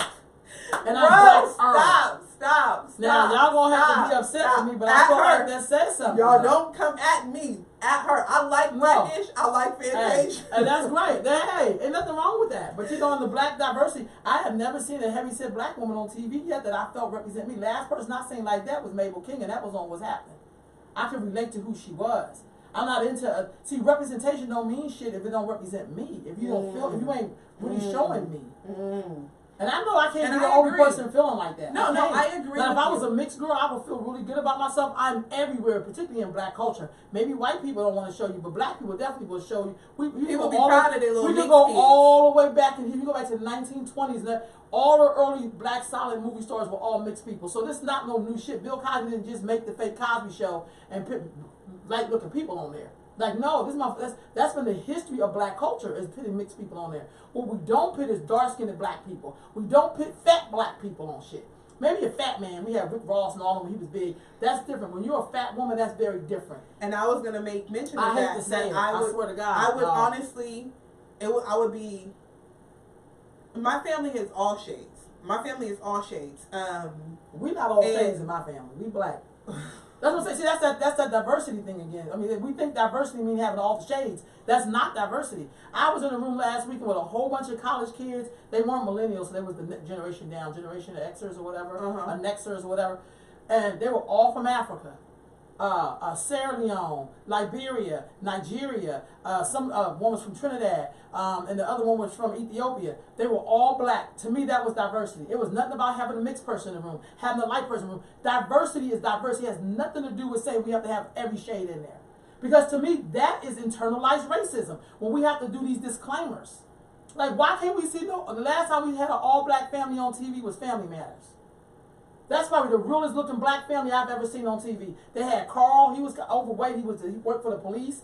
Then he had his wife, Harriet. I forgot what Harriet did. I just love her tag. Was she a teacher or something? Yeah, teacher. I can remember. They had the grandmama, she was black. I'm just saying. And then at the end they put the little mixed kid in there because so like, oh, where are we at? Well, if I'm part of you, you should see. If y'all are part of you, that's what you tell me. Then you should see yourself. Sure. But maybe you ain't. Or even Lincoln Heights. Lincoln Heights didn't get a lot of play. Black man who was a cop. There we go again. His wife was a nurse practitioner. They moved in the hood. They had Trey, their son Trey, and their 2 daughters. You know what I'm saying? Very diverse. We ain't never seen a black family like that again. Because we feel like all black people aren't mixed. Because that's not true. Some black people ain't mixed with shit. Because I do DNA. Some of us ain't mixed. The white man couldn't fuck everybody. I know he tried, but he didn't fuck all of us, y'all. I'm sorry. I know that sounds kind of fucked up, but he just didn't. I hear sorry. you. Go ahead. No, I hear you. Because I feel like that's the political shit that people tell us, which is why black people feel like they don't need to have anything while everybody else is making their own. They building their own. And we look up, we open the door for everybody. But yeah, why you didn't take care of your goddamn self? Why you didn't take care of yourself? Why you helped everybody, usher in everybody, and none of them had an obligation to usher us in? No, I hear you. I hear you. Somebody laughed at me. Y'all know I ain't lying. I just never seen me on TV. I'm not trying to be funny. You right. Somebody said, you right. Black mixed with black. That's me. I am. I'm mixed with black, real black, hella black. God damn it, that's black. I'm all that. Blackity black. But also know that we the original people, so that's original. I'm not mad about that. Hell, even white people got a black ancestor, and they know it because they came out of blackness. And another gene too, because we're not Neanderthal. But that's a whole other story. I agree. No, I got you. I do agree. I just, damn. No, I get you. I'm sorry.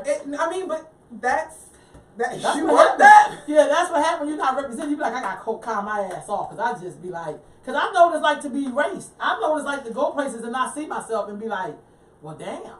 I know what that's like. I've been places where I did not see me. And then I had to sit up there like, it's okay. Really, it wasn't fucking okay because it made me feel some way, but it's like, oh, well, you ever been to the motherfucking club and everybody does it? And then I've never talked in the club when I was with my ex, and it was a black woman's birthday. It was in Oshkosh, Oakland. Black woman, it was her birthday. Not one black man danced with this woman. I made Yakio go over. I said, go over and dance for her. It's her birthday and buy her drinks. I don't give a fuck. Because how she look as a black woman, celebrating her birthday, all the black men, most of them was with white women. Not trying to be funny. This black woman sitting over there, it's her birthday. They announced her birthday. Y'all, come on, what the fuck? Somebody asked her to dance. You ain't got to marry her. But shit, come on. I know what that feeling is like. I know what that's like. And I also know what it's like to act like the shit don't faze you, but you know it fucks with you. Because you will go hard for them, but they won't go hard for you. That fucks with you. Like, Absolutely. damn, how I'm gonna be down for these motherfuckers and they ain't down for me? What kind of bullshit is this? I'm just saying. And we don't want to talk about that. I know they don't cover that on Blackish. I know they don't cover Fetish. I know they don't cover ashiness. I just know they don't. Stop. We're gonna write in. We're gonna Shit, write I don't in. give a fuck. Somebody come over the show that's call this shit black or African or whatever the fuck. But I just feel like we know in the black world we don't really do diversity. We do whatever we think is gonna rival white people. I think. Now, correct me if I'm wrong, guys. I think that Blackish, the reason that I appreciate the show is because of its efforts. And I feel like, as we talked about before, Right, having a certain culture in America, there is an American culture. The reason that I say I'm not a person of color, the reason that I say I'm not African American is because I'm black.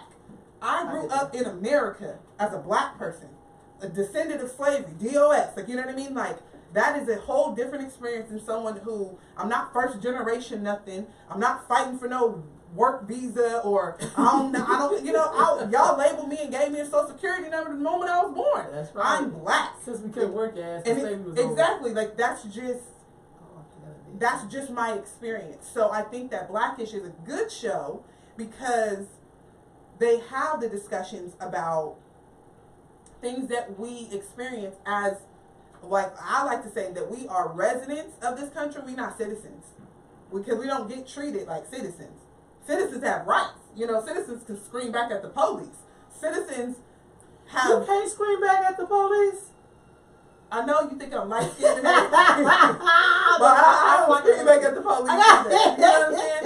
Like, but that, you know what I'm trying to say? They got those conflicts that they have, and how do we discuss them? How do we talk about them? How you are just expressing how you feel that you're not represented, that you're not seen, but I might be seen on TV. I might see somebody who I feel like, oh, that's like me. I might be like, okay, Tracy, I see you, girl. Got a little booty. You know what I mean? Like, I might feel and that I can see myself in her. Wow.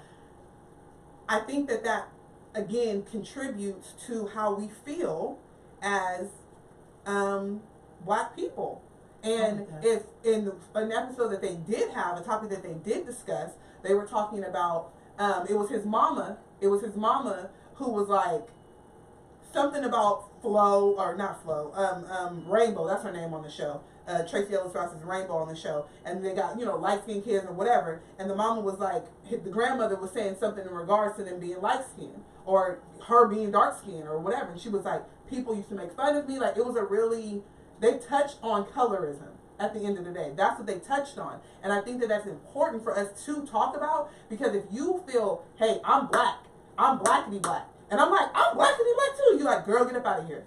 That's still a dismissive conversation to have on both ends, because for you to feel like you don't see this other person as black enough. But I think that's an illusion, sis. What's an illusion? You're not black enough. That's not going to stop you from anything. You're still going to see you. See, what we do is that we do this flipping game. That was a flip you just did. So my thing is, colorism, the way I know it to be is that, you know, when you're lighter, let's be honest, you have benefit in this society. There's privilege in there's benefit. There's benefit. Absolutely. And what I mean by benefit, you could go get that job at a black law firm and be the front desk clerk. You know, this is not like how you feel. It's like what is in the world. You know, I remember going somewhere once, and when I'm going to go to another story. I remember when my sister-in-law told me we were having the same conversation, and she's light-skinned, she's green eyes, and so she was telling me, this is before she met my brother, you know, we were talking this whole thing colors, and she went to like, yeah, but you know, sometimes people feel blah, blah, blah, blah. Then I said, you know, when you go to work, you tell me who all works at your job. She worked for a black law firm in D.C. And she said, after that conversation, when she got back to D.C. and went to work, everybody in that law office was light-skinned and mixed. And she said, in that moment, she understood what the fuck I was talking about. It wasn't the conversation of, I don't feel black enough or black is. Nobody really give a fuck about that. It's how do you walk in the world. She said, I wonder if they hired me, let me intern if she was in law school, because I was light-skinned. You're the type of, you're the black that will accept. And then it was affirmed when my brother went to pick her up, that the woman's like, I think your brother. She said, oh, that's my fiance. And she was like, aren't you worried about what your kids gonna look like? because she assumed because of the way she looked that she was damn what was going on in the office. It's kind of like white privilege. Well, white people like, I ain't got no privilege. And then they really be like, damn, I guess I really do got fucking privilege. Yeah. That's that same thing with being light skinned that people don't want, and there's levels to the light skin. Don't get it twisted. But what I'm saying is, it doesn't, this is not a conversation about how do you feel as what color you are. It's like, how do you walk in the world with it? Mm-hmm. How do you walk in the world with it when you're the darkest person in the room? I know what it's like to be around all black people and watch us do shit and act like we holding up the race, but you really shitting on the darkest person in the room because you have no room for her at the table. Mm-hmm. Because you want to make sure we want the white people to feel comfortable. So let's put the lightest person up there.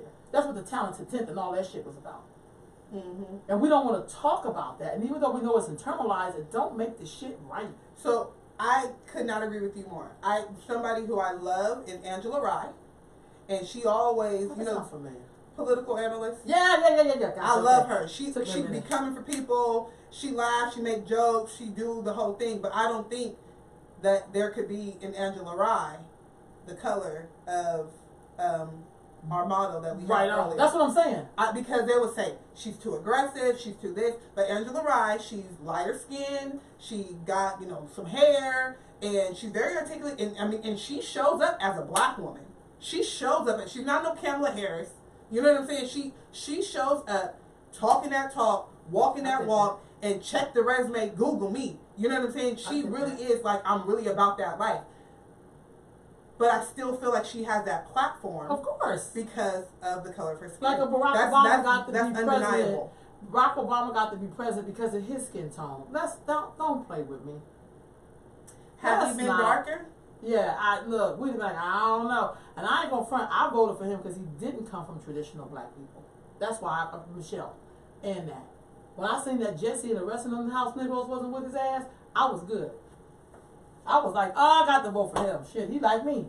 I looked for the thing that made him feel like me, but I understood that his skin tone helped him get there. Absolutely. Let's just be honest, y'all. I can't make this shit up. I just can't. But I just felt like in order for us to really talk about what's going on with us, we got to have that conversation. And that ain't an easy one to have because you have to look at your own fucking isms. Mm-hmm. How do we talk about that black bitch? Hold on. Let me tell y'all. Lord. My friend, Heather, hello Heather, she's a photographer. She's out in Yuba City.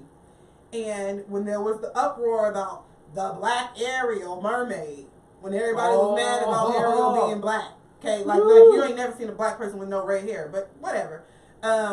Anyways, she had contacted me, and she was like, "Let's do a photo shoot." We still might do that, by the way, because the movie got to come out. We might have missed the hype, the initial uproar, but the movie gonna come out, and we're gonna have to do that photo shoot. Right on. But she was like, "Let's do a photo shoot.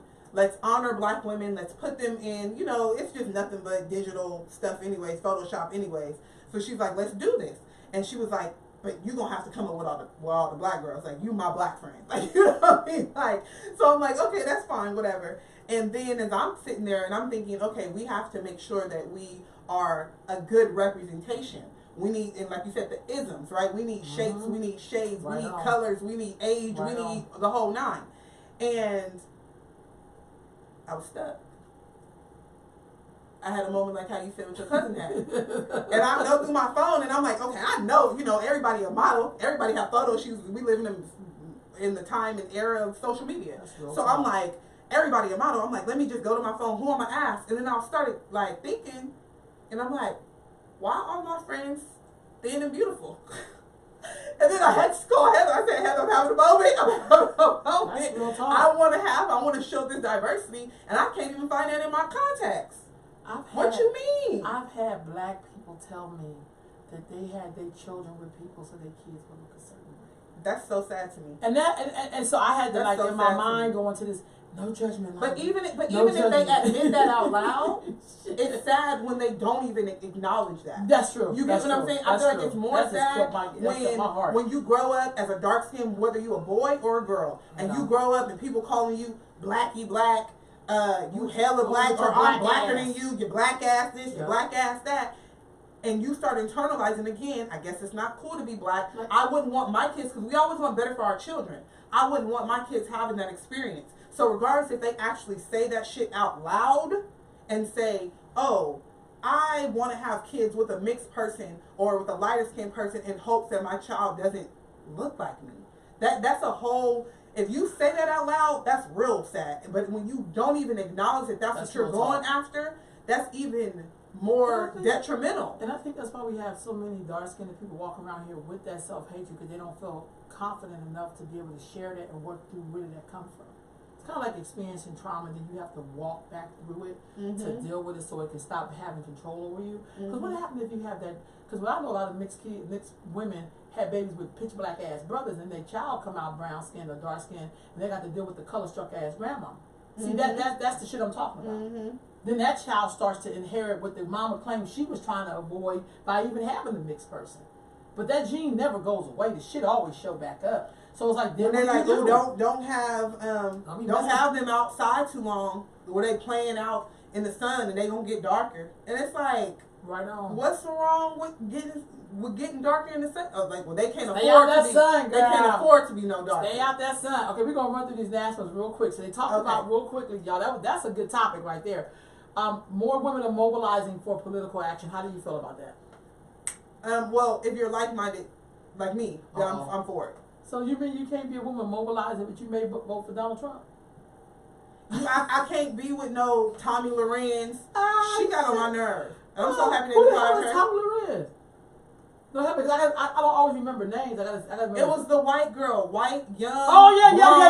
I remember now. Yeah. I remember now. I can't deal with it. I'm not for it. I'm for womenist women. Okay. Apparently, that's what I'm for. So I'm gonna throw this out there real quick. What about Candace Owens? I seen her on the Revolt. I don't know if you've seen Revolt. Candace Owens. Yeah, Candace Owens.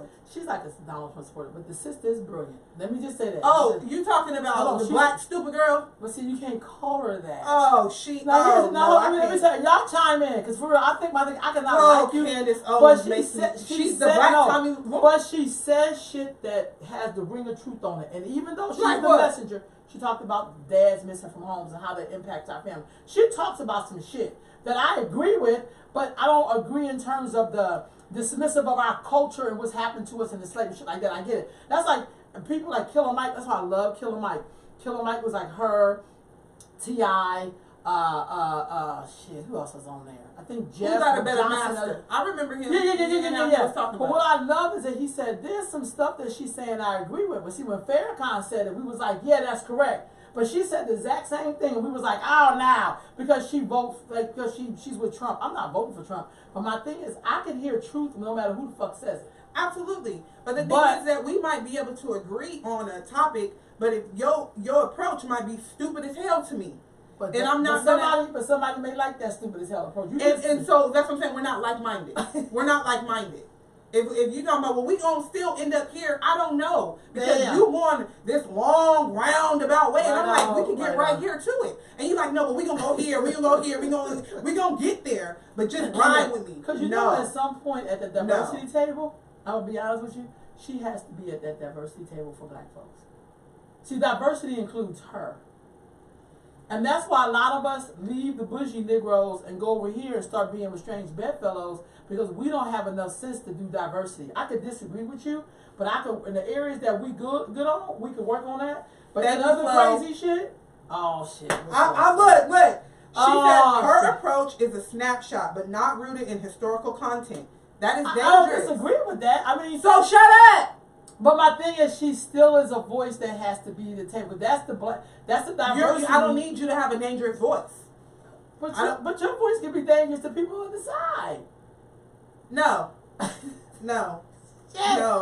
I know. I shouldn't have brought up Candace Owens. No, but I think she's brilliant. Let me just say that. I think she's brilliant. I think she's very smart. Let me tell you why. I feel like this is just me. I'm gonna act like, and now I'm gonna act like, no. Let me say this. I feel like somewhere along the line we have failed her, that she ended up on the other side. Because she's a dark-skinned black girl. No, she's not dark-skinned. I think she's like brown. But my thing is, I think sometimes when we disagree with each other, we dismiss each other. But if we disagree with a white person, we will find a way like hell to get them to understand what the fuck we're talking about.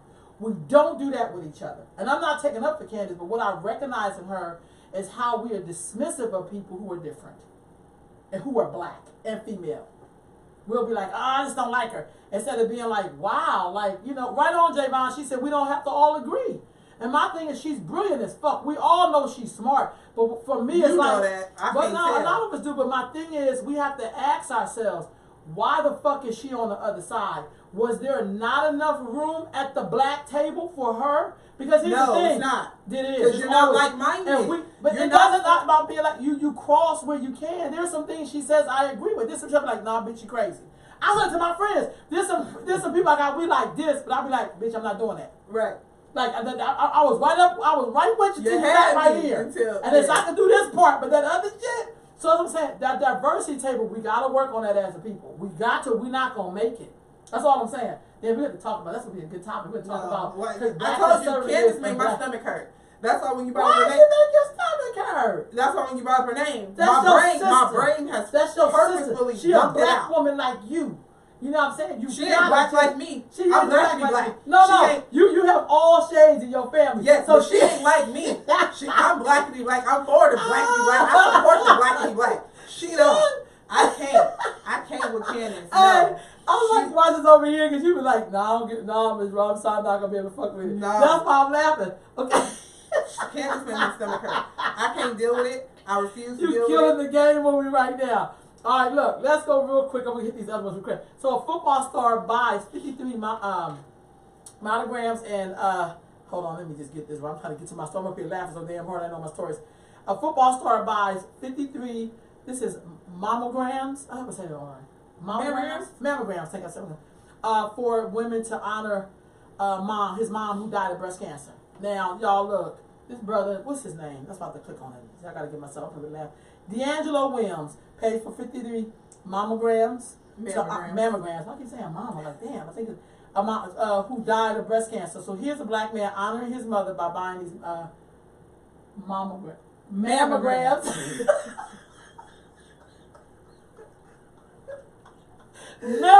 Mammograms for black women, y'all. I'm up here dying in my damn self. So what you think about that? I'm just going through the snapshots so you can get what we got, so I don't have to worry about these next week. Shout out to you. Shout out to that tax write-off. And thank your mama that you thought enough about her, even in death, you still want to support the women in living. True. Because I think that's dope. I think that shows a mother's love is so beyond the grave that his mom is gone, but he's still trying to help other people in her memory. That's why I know being a mom means something. I'm not trying to be funny. It means a lot to be a mother. The impact when you do have it right on your children, right? Even the bad impact lasts on your children. I hate to say you it learn like from that. what not to do too. That's So true. I just feel like, wow, I think that's beautiful. And then there's these group of preschoolers consoling another preschooler who survived the storm in the Bahamas. Now, I don't know about y'all, but that shit touched me. That just touched me. That just touched me. I was like welcoming him back, but also like just, come on, the babies, y'all. Shit. The babies is talking to us. Like, that's beautiful. What you think about that? That's beautiful. Oh, excuse me. That's all right. No, that's super sweet. Kids, I mean, again, as I say, children are our teachers.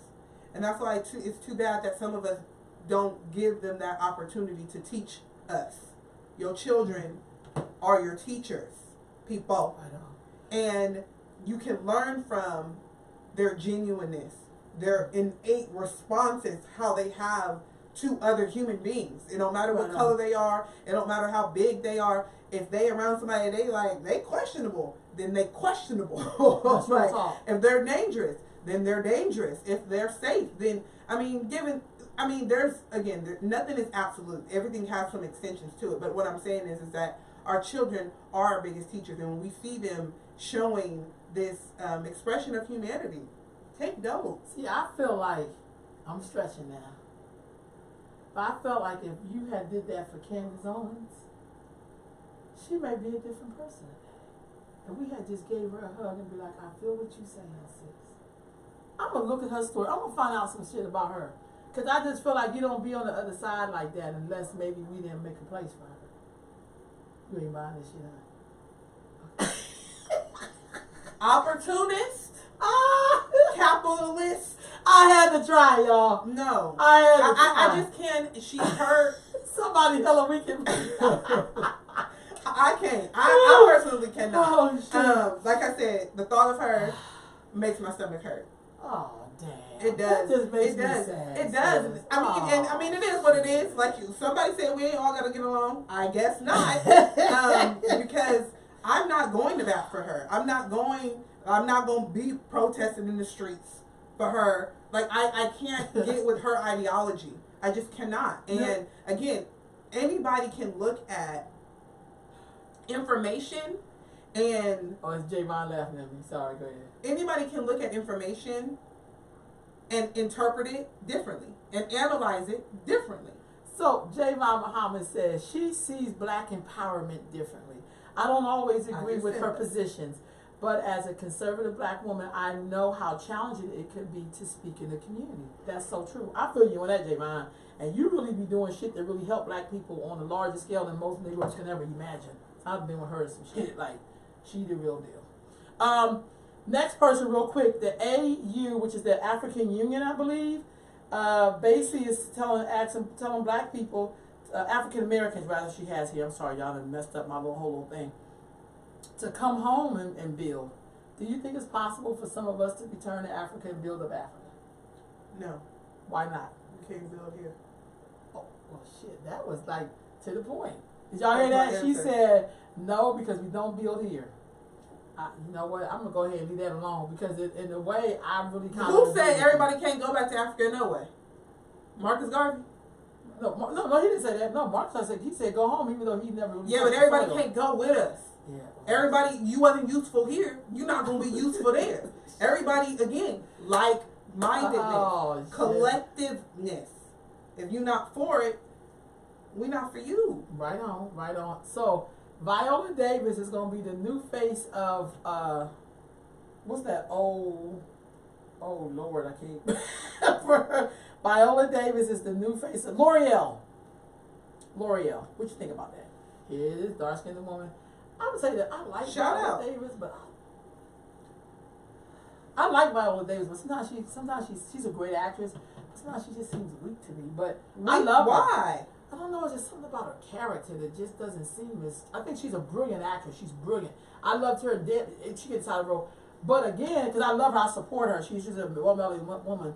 But she just don't seem as strong to me. She plays strong-ass characters. But something about her just feels kind of... It's like she needed Lupita to help her take her wig off.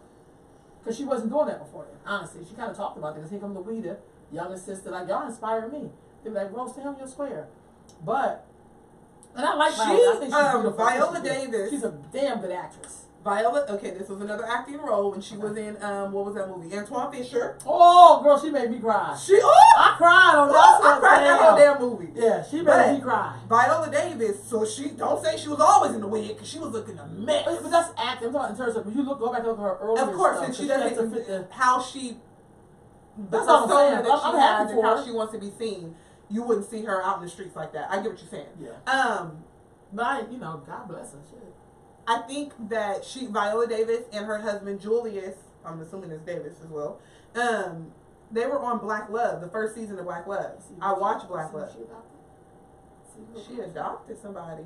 Let's go back and look. Go ahead. I ain't know right now. We talked about that earlier, but go ahead.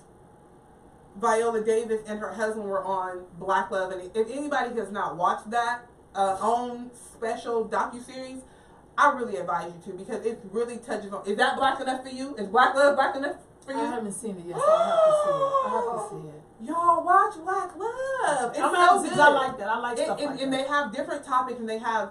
Initially, I feel like they do have more like celebrities, people who, they got to get the funding. They got to get the money. So they have black families or black married couples. So they're promoting good, positive views, and they talk about struggles, how we got down the aisle, what, we had to bury our daughter. What does that look like? What does that look like when you lose a parent? What does that look like when, you cheat, and how do you get over that? And somebody on drugs because they addicted to this lifestyle or whatever. Literally, they comes on every Saturday, not every Saturday. If y'all have on demand, y'all can watch it on demand and stuff like that. But she was on the show with her husband, and she talked about... and so, it's very personal because they're not acting. This is their lives. They're married. And Maybe she I need was to see that. Yeah, and she was just spoke about her husband, and she spoke about how coming to California, trying to be an actress, being dark skinned, not being ideally beautiful, blah blah blah blah blah, like just going through so much. Trayvon said she loves to watch Black Love. Go ahead. Yes, girl. We be watching together. But yeah, so I do like her, and I think I'm surprised that you said that she. No, I like her. She doesn't seem as strong. Maybe I need to watch this. It just. I love Viola Davis. Please don't get it twisted. I so celebrate her. I think we need her imagery. How to Get Away with Murder. I remember that series. Definitely. I love that. But show. it's kind of like I think I just hadn't seen. And I did read an article where she talked about why she took that wig off. But I can't help but to think that it must have something to do with having that strong image like Lupita. Having Lupita like come out Lupita has liberated just in her imagery alone and her naturalness and living in her black skin with a short afro hair. We ain't never seen a superstar as big as Lupita wear her natural hair and those many different natural styles. Not with no long imitating white people hair, black African hair. Like, come on, I think that probably inspired her. She said, I hope that she would pay Harriet Tubman. I agree. I think she's supposed to. I'm not sure. But I think she would be. I think somebody like that should play Harriet Tubman because she got acting skills. You know what I mean? An article came out said that New Orleans and Haiti are linked by culture, food, and history. Are you familiar? I definitely can see that because they both were colonized by the French, and I can see that. And they definitely have some of the same African ancestry as well. Did you know that from Haiti, from the Congo, and also the Congo and New Orleans, that people who came from the Congo. So I definitely agree with that. I thought it was a great article. I've never been to New Orleans. I will be in January for my friend who's getting married. You gonna love it. I love being dark and natural in Hollywood is hard. Exactly. Yeah, that's what I mean. That's what I meant to say. Like, I'm not dissing. I'm just saying it seemed like Lupita. I remember watching Lupita. You feel like she assimilates a little bit, Viola Davis? I do, because and you feel like Lupita, like, take what you get. I think Lupita came along at the right time. I'm not saying that Viola didn't open up some roles for Lupita. Please don't get that twisted. Because, there's always people going before you. Absolutely. But I think Lupita came in because Lupita had this sense of who she was as a black woman, as an African woman, that she could wear her natural hair. Like, it just came at the right time. She didn't have the same brainwashing. Yeah. Well, she did. Africans had the same thing. It's called colonization. Check it out. I'm not trying to be funny. Yeah. And she also grew up in Mexico as well. So the African refugee stories is a little different, but they also didn't have the protection that we have. Which that would be a great conversation. I think sometimes we don't look at colonization as opposed to enslavement and how all of it is white supremacy. Absolutely. Yeah. So that's what I'm saying. But I definitely do think. But I think it's a lot to push through that. And she played in a film called Sugar. I remember seeing Sugar before I even seen her on American stuff. Before I seen her in 12 Years a Slave, to be honest with you. But I felt like Lupita came along. I remember watching her at the Essence Awards or whatever, and her giving this speech and her talking about Alec and how Alec, that model, the real pretty from the where she's I really remember the pretty. same speech too. Yeah. And I looked in that pen in that audience, and I seen black women from America up there looking like, well, damn, would it have been different for me if I came my natural self? Because they all in there looking like white women. And then you hear this black woman up front made it as herself. Not saying that she didn't have ups and downs. Made it don't mean it was perfect. It just means she made it. I wonder how they felt looking at somebody who defied all the stereotypes of what we think we needed to be in Hollywood. There she is. Ooh, there she is up there. Let's end on that. There she is up there. So, and you was authentically yourself. And I know that ain't a good thing to be. So we're going to end on that. I'm going to put this quote up here. Please be happy for others. Your time will come. And with that, family, we're going to see y'all next week. Thanks for hanging with us. Peace, family. I like that.